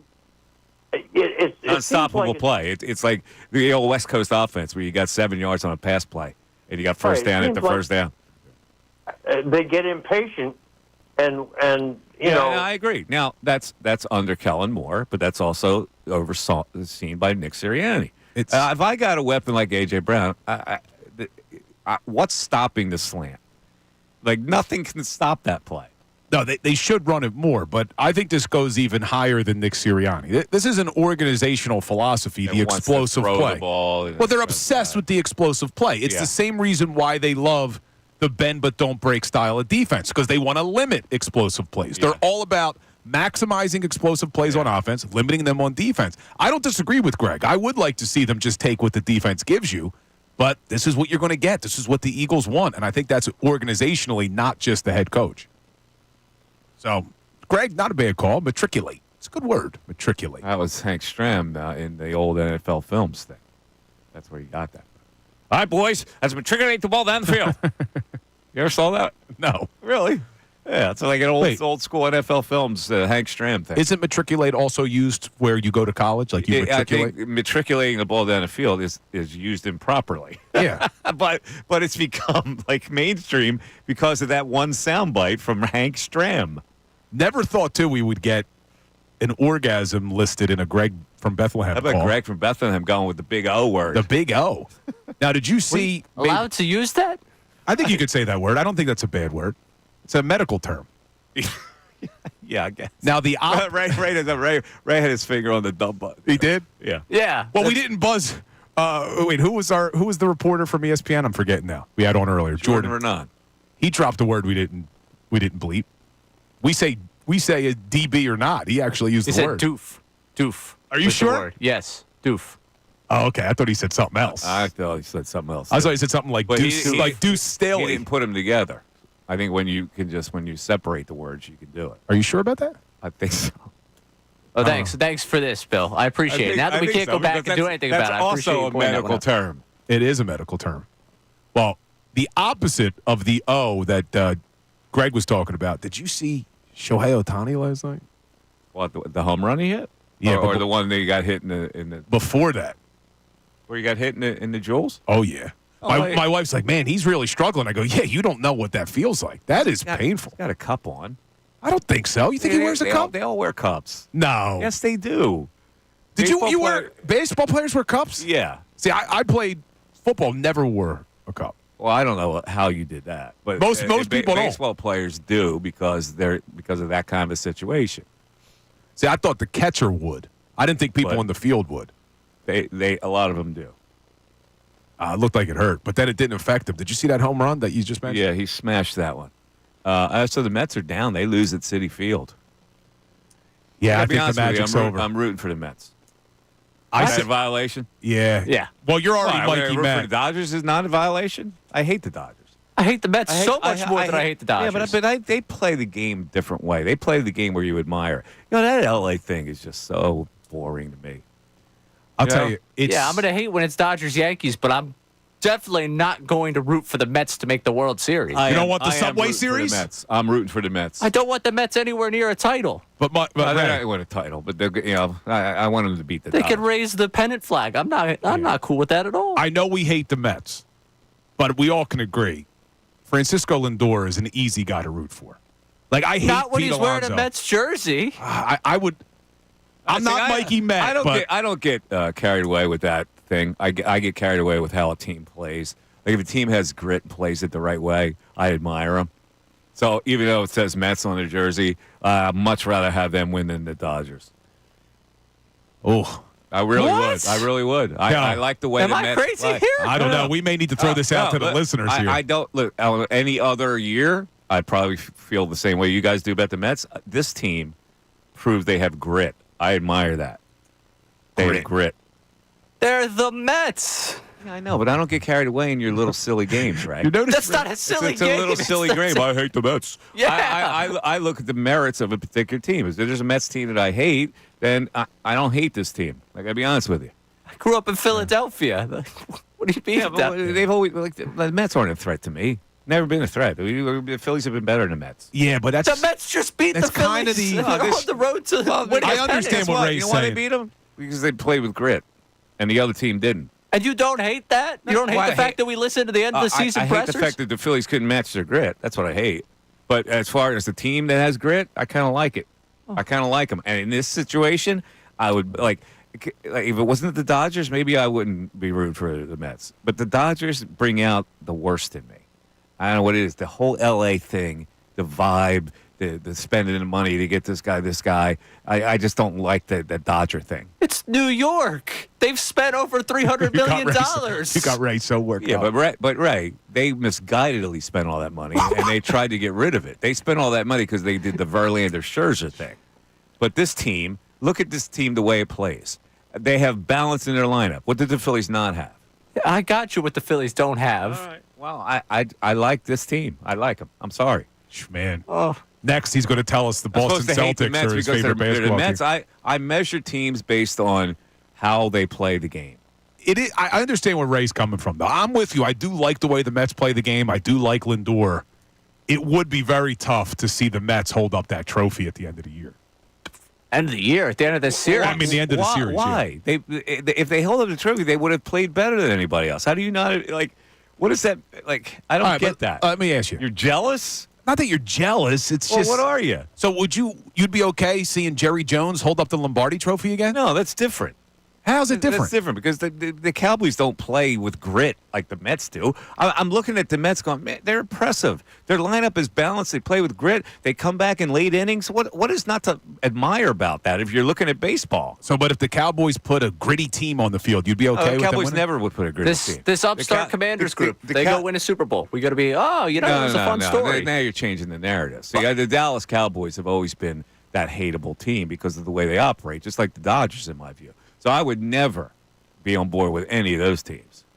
But this Mets team is different. You know it. The Mets don't are in New York. Hold on. What am I supposed to buy into the inferiority complex that Philadelphia You are has right for now New with York? LA. You're doing the same thing with LA. I am secure enough to say I don't care that they're from New York. They play the game the way you should play it. I like that. You just said the LA vibe was something that you didn't like about this Dodgers team. I can't confirm this. Because they're fancy boys in L.A. I don't like that. There's no grit that comes out of the L.A. Dodgers. There's a new Telluride in the parking lot that has a OMG in Mets colors on the back. And I'm not sure if that's Mikey Mets or not. I didn't have the Telluride today. It's in my driveway today. It is a nice ride, though, that Telluride. It is. Very beautiful. It's a shame that you ruined it with a vanity license plate that said "Go Mets." Mikey Mets is not helping his. No. They're calling him Mikey Missanelli on the YouTube chat. I haven't checked the text yet. I'm sure it's gonna be. I don't care. Call me. I'm secure enough to say that's a pretty good team. I ignore the fact that they're from New York or from the Queens or they have Mets on them and they do the OMG. I go, that team beat the Phillies. You know why? Because they had better balance and better grit. Our good friend MBD, who I haven't read any of his comments recently, he wrote, Mikey Miss, hey, it would be great if the Celtics went back-to-back. No, that's different. See, that's different.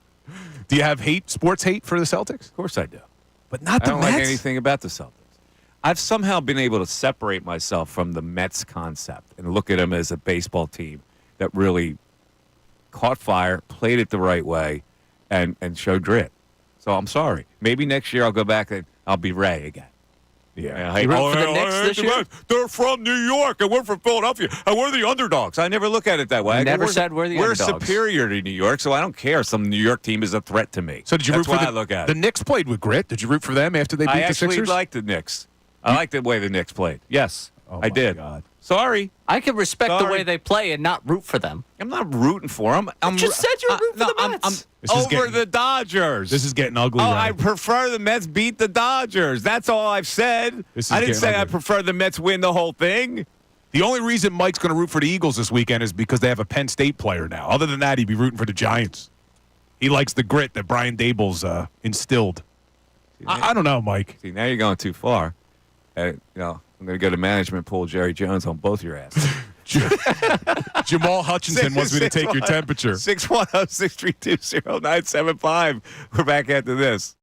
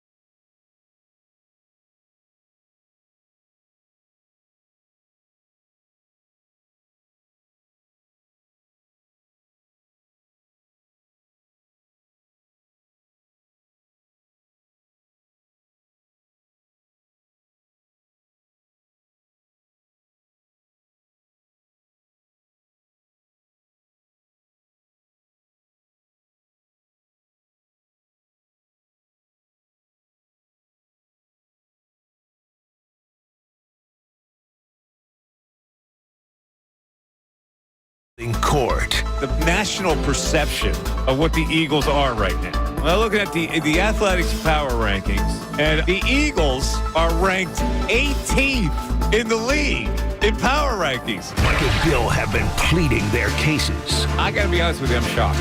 I'm shocked that they have this little support amongst football people. And I'm thinking, what, they just have a grudge against the Eagles, or are they looking saying, they're not that good? I don't know. It really hasn't been that bad. It would be naive of us to think that this team was going to come out and be firing on all cylinders from week one. The Mike Missanelli Show Holding Court is brought to you by Grunko Law, your law firm when you need help because of an injury. We treat every case like it's Dallas week. Pray for peace, prepare for trial. Now back to Mike Missanelli on 97.5 The Fanatic and 97.5thefanatic.com. 1 o'clock hour of the Mike Missanelli Show, brought to you by Ferguson HVAC, Lyon Conklin. Attention HVAC contractors for equipment, parts, supplies for every heating and cooling job. Visit one of Ferguson's counter locations in Bensalem, King of Prussia, Pensacola, or Westchester. I'm Mike Missanelli. Bill Colarulo is here. Ray Dunn is here. So let me just, I just heard you say something here on that holding court situation. It was that you wouldn't have expected them to be firing on all cylinders coming into this year. So let me ask you about a few teams who are firing on all cylinders, who we didn't maybe expect. The Falcons, the Bucks, the Bears. Oh, those teams. What are we? They came out firing on all cylinders. So what? Well, let me ask you. What's the difference? Falcons 4-2. Mm-hmm. The Bucks, new quarterback, completely new system. Yeah, and they seem to be firing on better cylinders. Oh, Falcons are 4-2. The Bucks are 4-2. Mm-hmm. The Eagles are 3-2.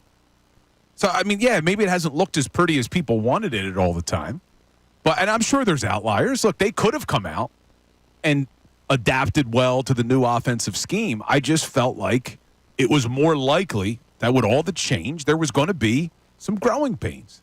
I mean, you figure everybody has changed, though, Bill. They do. Like people are throwing quarterbacks that were wearing diapers. But Mike, 2 weeks ago. But when you say it like that, and a lot of the fan base, they act as if this team's 0-5. The Eagles are 3-2. But the numbers, what numbers stand out more? The 3-2, or the fact that their point differential or turnovers, the whole, when you extrapolate all the data, that's why people have them ranked in the teens. The reason that the point differential isn't higher is because of turnovers. You look at this Eagles offense. They're a top 10 offense in terms of yards. They're 18th in terms of points. Why? Because they've turned the ball over and they've been inefficient in the red zone. That's part of being a good team. Of course it is. But what I'm saying is, if they can improve on those things, if they can improve on protecting the football and scoring touchdowns once they get into the red zone, we're going to be looking at this offense as a high-powered offense. Everybody can say that. If we do this and do that, and we improve here, improve there, we can be. Here's why they can't say that. You look at the Giants' offense. The Giants are averaging 16 points a game, which is 5 points less than the Eagles, and they're only averaging 319 yards a game, which is 20th in the NFL. The Eagles' offense has moved the football. Where they've struggled is turnovers and then scoring in the red zone. I think those are things that can be fixed. But you got to remember, one of the games, they didn't have three of their best players. You also have to remember, Cam Jurgens, although I think has done a decent job, is transitioning to center, replacing a legend in Jason Kelce. You got a brand new right guard. There's been things that have been changed on top of the new coordinator. And you're right, there's other teams who have experienced maybe more change than the Eagles have. But two new coordinators, again, back-to-back seasons. I just think that fans' expectations may have been too high over the first 5 games. And when you take a step back and look at who they played, nobody expected the Falcons to be as good as they were, the Bucks to be as good as they were. I guess their coaching staffs are doing a better job. But they're all the same record. Like, yeah, but Falcons, their coaching staff must be doing a better job. They're 4-2. The Eagles are 3-2. So what are we doing here? I don't know. Why are they ranking the Eagles below those teams then? I don't know who's ranking these people. But that athletic ranking, to me, lost all credibility when you put the Cowboys above them. The Cowboys are 3-3. They have a minus. And you're suggesting. Wait, you mentioned the minus 6 point differential. Yeah. The Cowboys are a minus 42 point differential. I get it. I agree with you. But you're saying that this is influenced by the Sirianni hate. I agree. Yes, that's what I think That's what you think is happening. I think people's hatred for the head coach is so over the top. And he makes it easy. You do what he did after the game on Sunday. He makes it easy to hate him. Yeah. But I felt like fans couldn't wait, and even people nationally couldn't wait until there was the first moment of them tripping or even stumbling. Don't even call it a trip. A little bit of a stumble, and it's, see, this team stinks. Look how bad this team is. Look at the head coach. It's not that bad. If you take a step back, the Eagles are not that bad of a team. The first 5 weeks haven't been that bad. I've been frustrated too. I want to see them get first quarter points. I want to see the defense play better and get after the quarterback. They did that last week. Can it continue? But for fans to completely check out on this team and act like they're a terrible team, I think is a major overreaction. For them to be ranked 18th in the power rankings, major overreaction. Major after only 5 games. All right. Let me go to another tact here to laud a particular player, and I have a bigger question here. Let's go over these numbers with A.J. Brown. So that 40-yard catch in the final moments gave him 116 yards. Put him over 100. His 14th 100-yard performance as an Eagle. He's only played 36 games. Already he's tied for the 7th most 100-yard games in Eagles history. Only Justin Jefferson, Tyreek Hill, 16 each, have more than 100-yard games than Brown since opening day 2022. Also, he became the only third player in Eagles history with consecutive games with 115, 19 yards per catch and a touchdown. He's already 22nd in Eagles history with 31 to 87 receiving yards. Needs only 163 to pass a couple of more, move into the top 20. If he stays healthy the rest of the year, he would, at that pace, would put him in 13th place. If he plays a couple more years here, is it possible that we consider A.J. Brown the best skill player other than a quarterback who has ever been an Eagle? Ooh, best skill player ever. So even more so than just wide receiver. Mm-hmm. It's possible. I mean, you're right. If he keeps putting up numbers like this. Right now, who would be the skill players that you would have ahead of him? As a receiver, Harold Carmichael, I guess, would have to be ahead of him, right? Would Mike Quick still be ahead of him? See, I don't remember them as much. I mean, you look statistically. Well, you might not remember, but their numbers will stand out. Yeah, statistically, they're still up there. Let's look at the running back situation. Westbrook, McCoy. Yeah, I don't remember the Tommy McDonalds of the world. Yeah. But, yeah, I guess you're right. AJ, he's got to be up there. I mean, would you right now, McCoy and a Westbrook. Couple more years in numbers. I get it.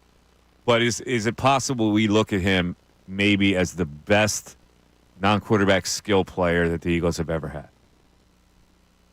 If he does this for a couple more years, I don't think that is an overstatement to say he could be the best skilled player ever. That's wild, Mike, when you put it in that perspective, though. All right. Yeah, I'm looking at some of the. I'm on the record book now. I'm just trying to look at who else would be up there. Yeah, I mean, listen, you got. You can go through all the great players that you remember as skill players. When all is said and done, he's going to probably be the best wide receiver they've ever had, right? Because of all the things he can do. Would he then be the best skill player? Wilbur Montgomery, Brian Westbrook, Shady McCoy. Those are the three that come to mind. Let me see. Let's see how. And you go back to Steve Van Buren, who played it, whatever. Let's see how good your Eagles knowledge is. Ray may not be able to get this. Top 3 Eagles history touchdowns. I don't know. I couldn't tell you. You mentioned 3 of them already. You just don't know which ones they are. Ray, you have any idea who leads Philadelphia Eagles franchise history in touchdowns? Carmichael? Correct. 79 touchdowns, Harold Carmichael. Number 2, Steve Van Buren with 77. And number 3, Brian Westbrook with 68. There you go. That's your leading touchdown. He's 3. To answer the question, yes. Guess what? Skill position player. A.J. Brown would be the best skill position player ever? Yeah. Wow. Oh. All right. Do we have any text now on the text board? We got text about the quarterback here. Okay. Bob in Westchester. Let's stop worrying about our coaching and more about our QB's performance. This team could very easily be 0-5. Hurts has tunnel vision on his number one read on every passing down. 0 checkdowns to his second or third options. The OC and head coach are handcuffed by Hurts' lack of capabilities to read a pre-snap defense, and losing Kelsey this year makes it even worse due to his pre-snap defensive reads. This team, especially Jalen, is very lucky to have 2 top 10 receivers and a top 3 running back in the NFL. Jalen is way overpaid, and the Eagles are in serious trouble with him under center. Wait, he doesn't play under center. It's always the quarterback. It's always the head coach that people focused on. Right? I don't think Hurts has had that. Listen, he turned the ball over early. He had a decent game last week. I never look at it. His first read. He's made enough throws in this league for me to not. Well, he doesn't do this. He doesn't do that. He is what he is. Now, somebody made a good point a little earlier that his legs. Jordan Renan actually talked about it. That the legs that made him so dynamic are not same. Especially when he goes laterally. But he's still a threat. He is. It's all about turnovers with him. It's all about turnovers. If he can protect the football, I think everything will be fine. But when he turns it over, it makes it very tough to win football games. All right. You can climb in at 610-632-0975 with a call or a text. And the Mike Missanelli Show continues.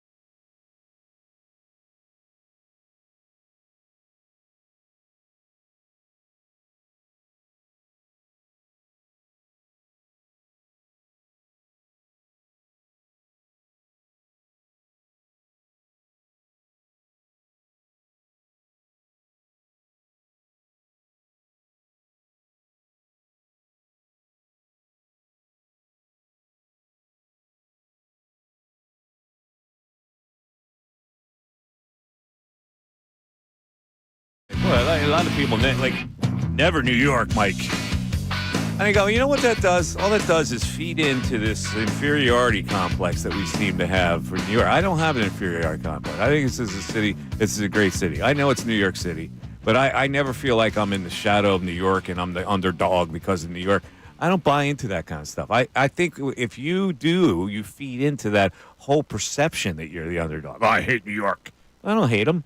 I don't hate it. Like it doesn't matter to me. It's like I think I come from a position of superiority in the city of Philadelphia. Why should I hate that?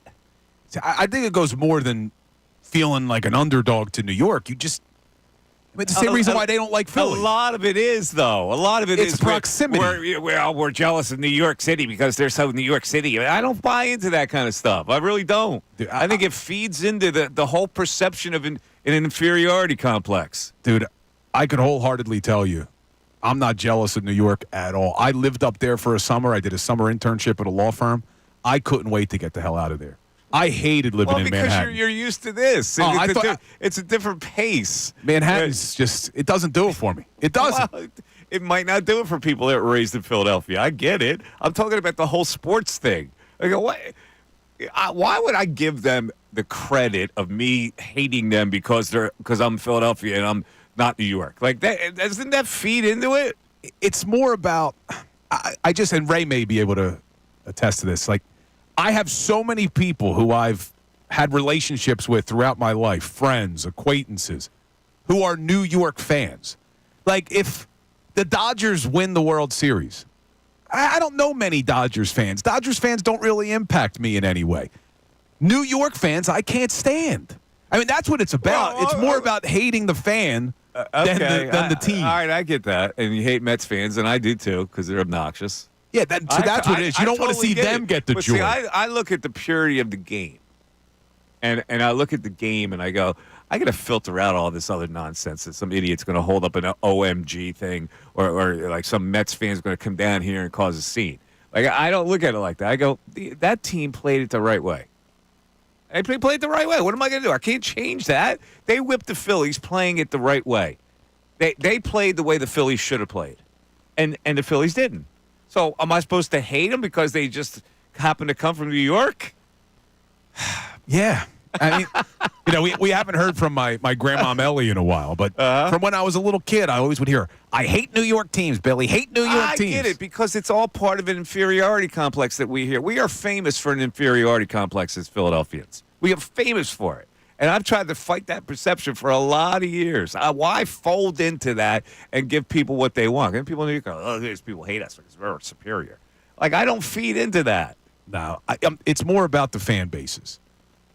You know, like my friends from New York. If I say, yeah, I live in the city or whatever. Oh, you don't live in the city. New York's the city. You're not in the city in Philadelphia. I get it. It's not like an inferiority. It's more just like you're annoying. Their self-absorbed nature. Okay, so you don't want them to have the satisfaction of their team winning. I get it. It also bothers me. Them. Yeah, and it also bothers me that most people, well, I shouldn't go there because we do that too. South Jersey is Philly. But, most people who live in Manhattan didn't grow up in Manhattan, but now it's just, they've lived there for 2 weeks and they're New Yorkers. I don't know. There's just a lot about New York I don't like. You get me on a rant. Yeah, well, I normally I would probably feel the same way. But I just watched the team go, you know what? That team, they came back against Milwaukee. They were unfettered in late innings. They did everything the Phillies didn't. No, the players themselves. That's what I mean. So, like, outside of Pete Alonso, I look at the merit of the team. I go, that team is different than any Mets Weasel team that I've ever seen. Yeah, but Alonso's a DB. We didn't play DB or not. And this DB hit big home runs for him. Like, oh, that's right. It's time for that. Yeah, we got to do DB or not coming up. I forgot about DB or not. All right, let's get to the DB or not. Oh, you got one for today? Since we're talking about the Mets. DB or not. I know a lot of people don't do drive-through banking anymore. I do. I get a check from here. I'm a landlord, so I got to cash some checks every now and then. Wait, you can't deposit it. You don't deposit it just through your phone? They make it so easy with the app. No, Who's your bank? Citizens. I don't know. I got my bank doesn't even have I got physical checks that I have to deposit. See, I got Charles Schwab. There's not even brick and mortar. You can't even go. It's an online bank. All right, well, you're missing the. I'm in the process of telling the story. I didn't Well, all mean four people- an indictment on going through a drive-through bank. All 4 people that still go to the bank are going to relate to this. All right, but I know people do because here's what happens. I always get behind somebody who has to make 20 different transactions. It's the same thing. Like if you go hit through a drive-through fast food and you're buying for 8 people, I think you should go into the place. If you have to make all kinds of transactions by the drive-through line, to me that makes you a DB. Yes or no? Yeah, I'm with you on this. I'm with you on this, but I may take it even a step further because I'm a big Chipotle guy. I like Chipotle. Uh-huh. I think you should have to order like a special order when there's one person in front of you in line and they're on the phone with their whole family reading 17 different orders and they're getting 17 different burritos made or things. So it's a similar thing. Like, hey, have some respect for the people behind you. The drive-through line is supposed to be the express quick thing, right? If you have to make all kinds of bank transactions, you should park and walk into the frickin' bank and deal with a teller. Yeah, I'm with you on that. Yeah, so all right, so we're saying it's a DB move. That's a DB. Ray? The Ray has probably never made a bank drive-through deposit. I've been in the back seat for one. Does that count? My family went online pretty quick with that. In his booster seat. Okay. If you're going multiple transactions, you go inside. I'm cool with that. The drive-through fast food, I'll be honest with you, I think however many are fit in that car, that's the most that you all right, get. so you can extend this to the self-checkout with a big basket of groceries. If you have a big basket of groceries, you should go through a checker. If you've got small amount, that's where the self checkout is for. The problem is, you agree with that? Where I live, where I usually go, they have now done away with the checker. So you got some of these people with the massive setup of what they're getting, and they have to go through self-checkout, which slows up the whole process, which is a whole nother problem. So I am no longer used to having the checker there. I am almost solely self-checkout at this point. And it's unfortunate because a lot of people who get a lot of stuff just end up in the same line as me when I only have 5 things. Yeah. I've seen some supermarkets doing that. There's more self-checkout lines. But, yeah, what you're talking about is when there's only a few. I'm just saying, it's like it happens to me all the time. I got 2 checks that I got to just deposit and give, and then get a receipt for it, right? And I always get behind, I get behind, like, John J. Rockefeller, like, doing family business, like, at a drive-through bank. And I'm there, like, 15 minutes waiting for this whole thing, 15, 20 minutes sometimes. Yeah, no, that's a DB move. All right. At least we settled that today. At least we agreed on that. We did agree on that. And I think everyone agreed that you're crazy for rooting for the Mets, but that's against the Dodgers. I don't like the Dodgers. I don't like that whole West Coast vibe. 610-632-0975. Back after this.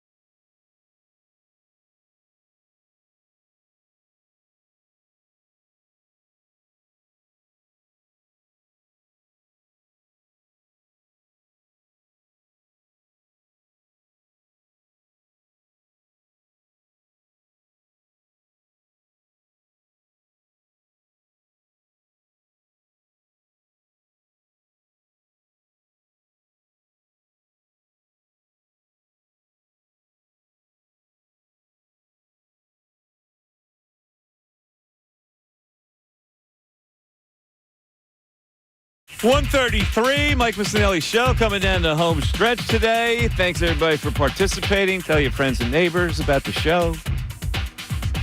We had Angelo Cataldi on a little earlier. We had Jordan Renana covers the Giants on a little earlier. And we have the issue of the Philadelphia Eagles being ranked as the 18th best team in the power rankings by The Athletic.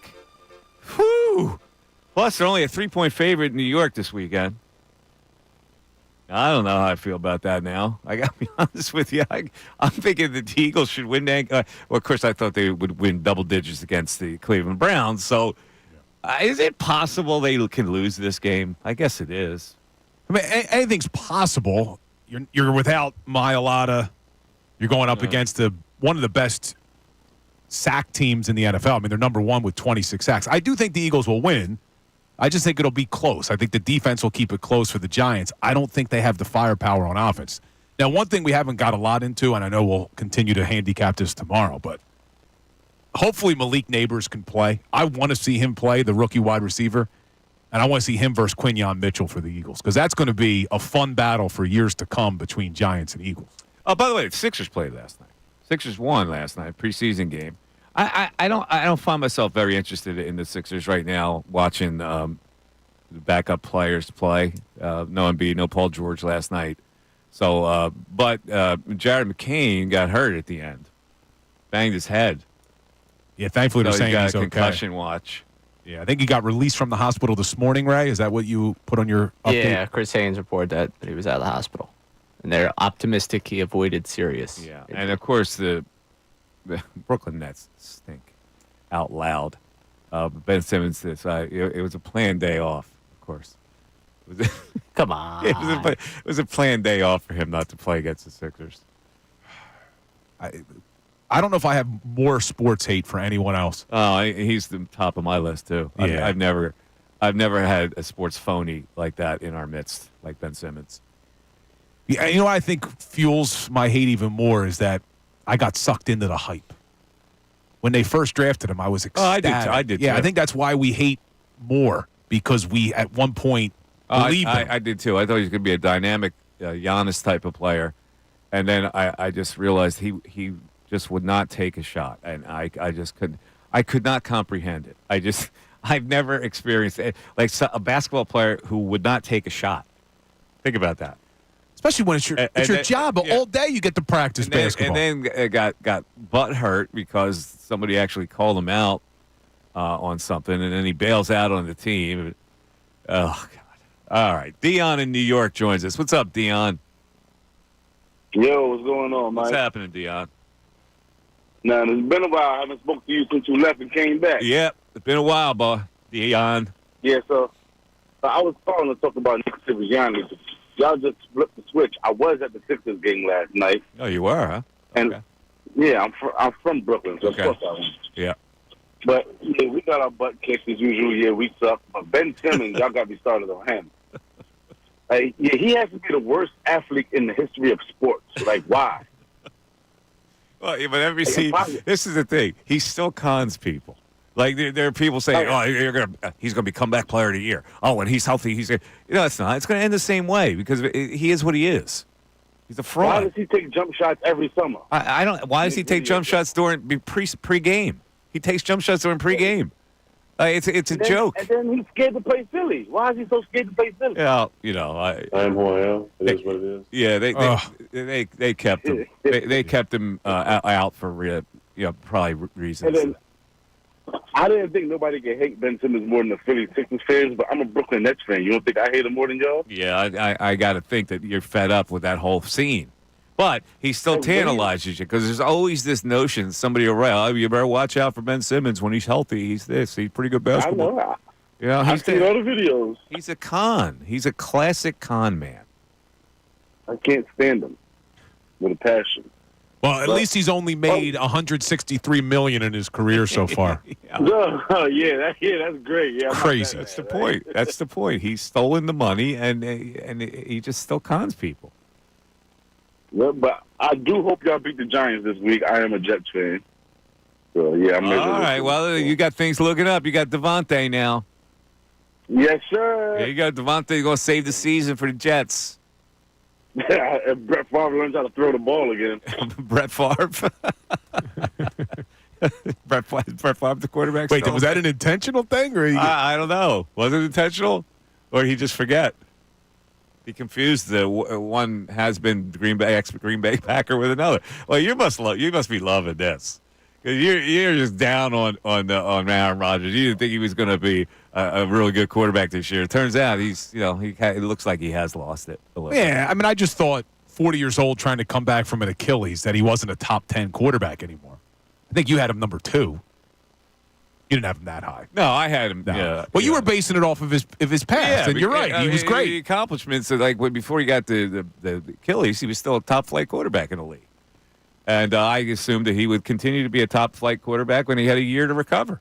And I guess I was wrong. I don't know. Listen, with Devontae Adams, maybe they have some magic. Who knows? It's possible, but, man, being a Jets fan has to be terrible. I think the farthest they've gotten was with Mark Sanchez as their quarterback. Right? They went to the AFC Championship. By the way, he is part of the CBS has rolled out Team Z for this Giants-Eagles game. You see what it is? No, Sanchez on the Chris panel? Myers and Mark Sanchez would be doing this game. Man, the Eagles have fallen. They are down on the birds. They really are. They got Team Z doing the game.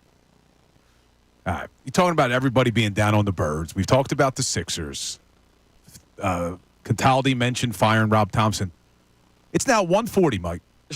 And we have failed to mention that the best team in Philadelphia has a game tonight, Ray. Is this the home opener? No, they're still on the road. Still on the road? Still on the West Coast. 10 o'clock tonight against the Seattle Kraken. Wow. This bonds, starting on the road bonds a team. It Bill. does out west. All the boys will be together, hanging out together, having dinner together at all these Canadian outposts. Yes. And now Washington. Now they're in Seattle. You ever been to Seattle? Yes. I never have. Anytime. Good city. Yeah, I would like to go there. Very good city. What do you think of that name, the Kraken? I like it. I always find it interesting when you have a name that doesn't have an S. Right? Because you could say, I'm on the Flyers, or, he's a Flyer. The Stanford Cardinal, like that, without the S. Yeah, name 3 professional sports teams, no S on the nickname.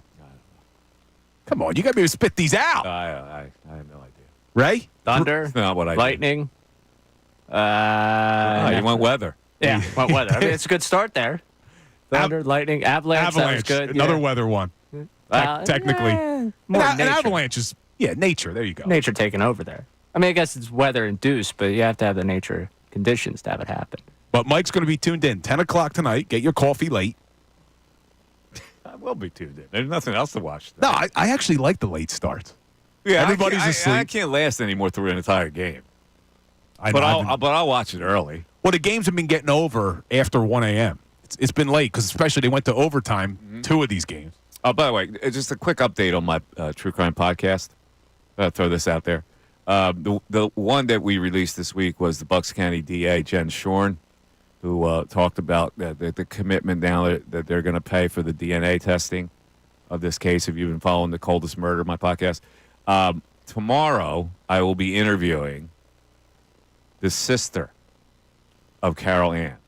That's going to be an emotional interview. And how it affected the family. And now, she was 2 years old when her sister was murdered in that church. And her sister was 9, right? Sister was 9. But it has impacted her life. Her entire, I had a long conversation with her and her daughter. It has impacted the family's life consistently. Yeah. Through their terrible. lives. Had to be terrible.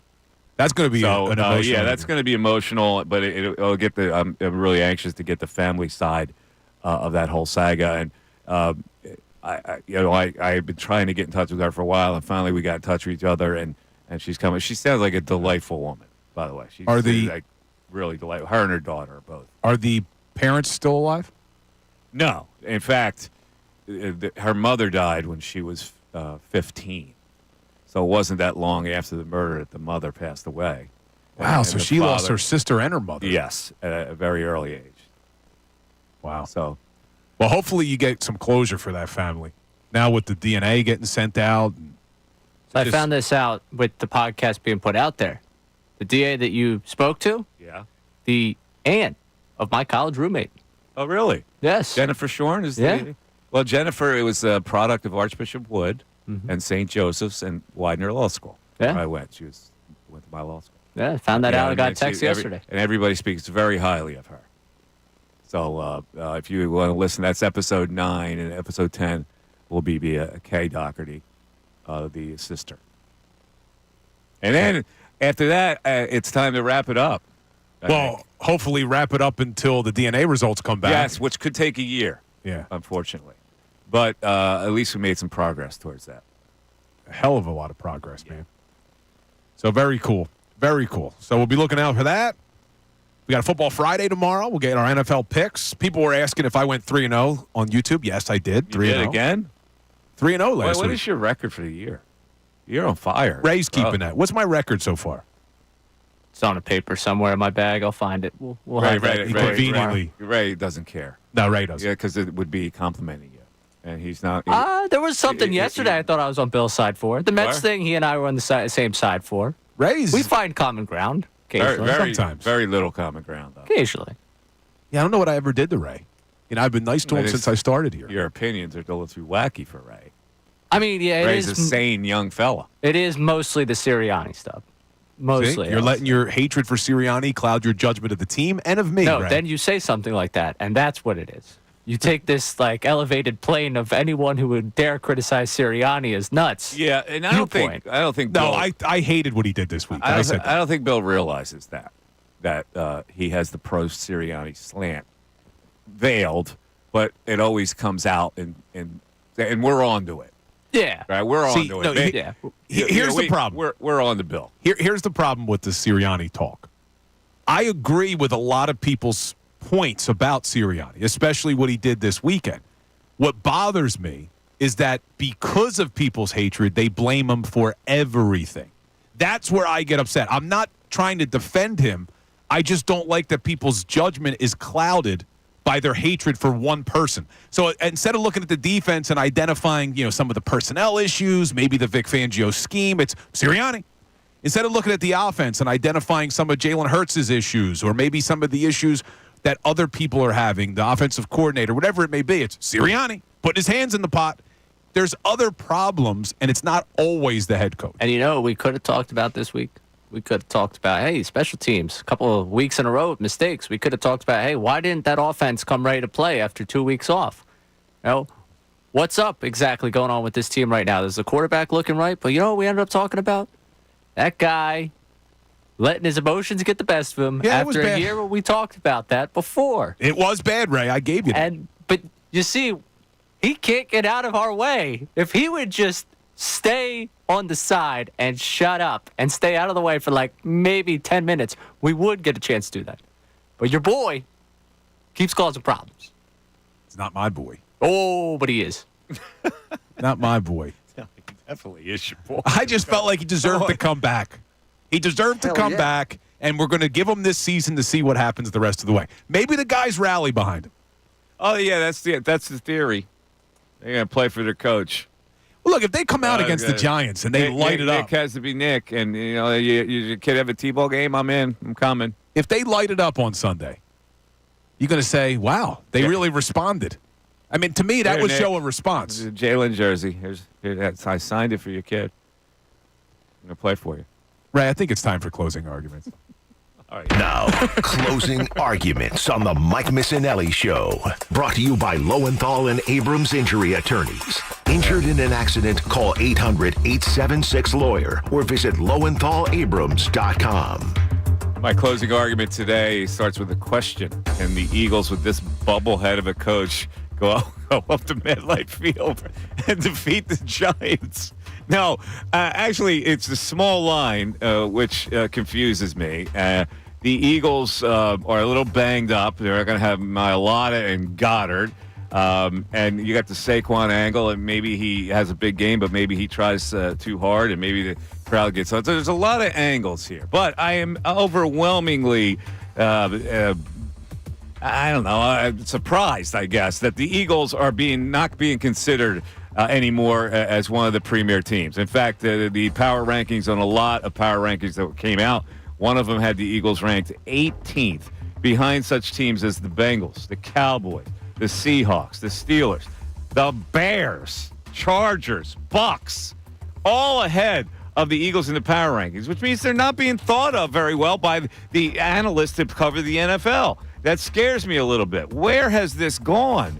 Where have the Eagles been deluded? Well, a lot of people think it's the head coach. Maybe unfairly we're judging the Eagles by the head coach and the failings of him, but maybe they're not that good. Maybe, I saw that they have a less than 50% chance to make the playoffs in one of these analytical polls. And I'm going, what in the hell? So I don't know what they are. I expect they're better than the Giants. I think they will actually come through, erase this whole Sirianni thing with a victory over the New York Giants, and a victory where they actually cover the spread. Yeah, we'll give our predictions for the game tomorrow, Mike, but I want to end with this to the fan base that's worried and concerned. Don't overreact to 5 games. Don't overreact to the negativity that is being spewed not only locally but nationally, because there are things to like in those first 5 games. I'm not thrilled with everything that they've done. There's room for improvement, but to be 3-2 with the stretch of games that they had, with the way the schedule lined up, with the travel, the back-to-back games, there is a lot to like. There's still a top 10 offense in terms of yards, a top 6 offense in terms of rushing, a top 10 in yards per carry. They are the number 1 team in the NFL in terms of plays 40 or more yards. They have 7 plays of 40-plus yards. That's best in the NFL, Mike. And you saw some signs from the defense. Granted, it was against a bad Browns team, but they started to get after the quarterback. They held him out of the end zone. They held him to only 9 points. We had to be patient with this team. We knew that coming in. There was a lot of change. Don't overreact. So much good. Don't overreact to 5 games. You laid out a pretty good argument there with some facts and figures and numbers. And I would be a punk if I counted with the fact that their point differential is terrible and they had turnovers and all that kind of stuff. But that's a pretty good argument. There is a lot to like, according to Bill Colarulo. We'll leave you on that note. So Have much a good. Great rest of the night, and we will talk to you tomorrow for Football Friday. Take care, everybody.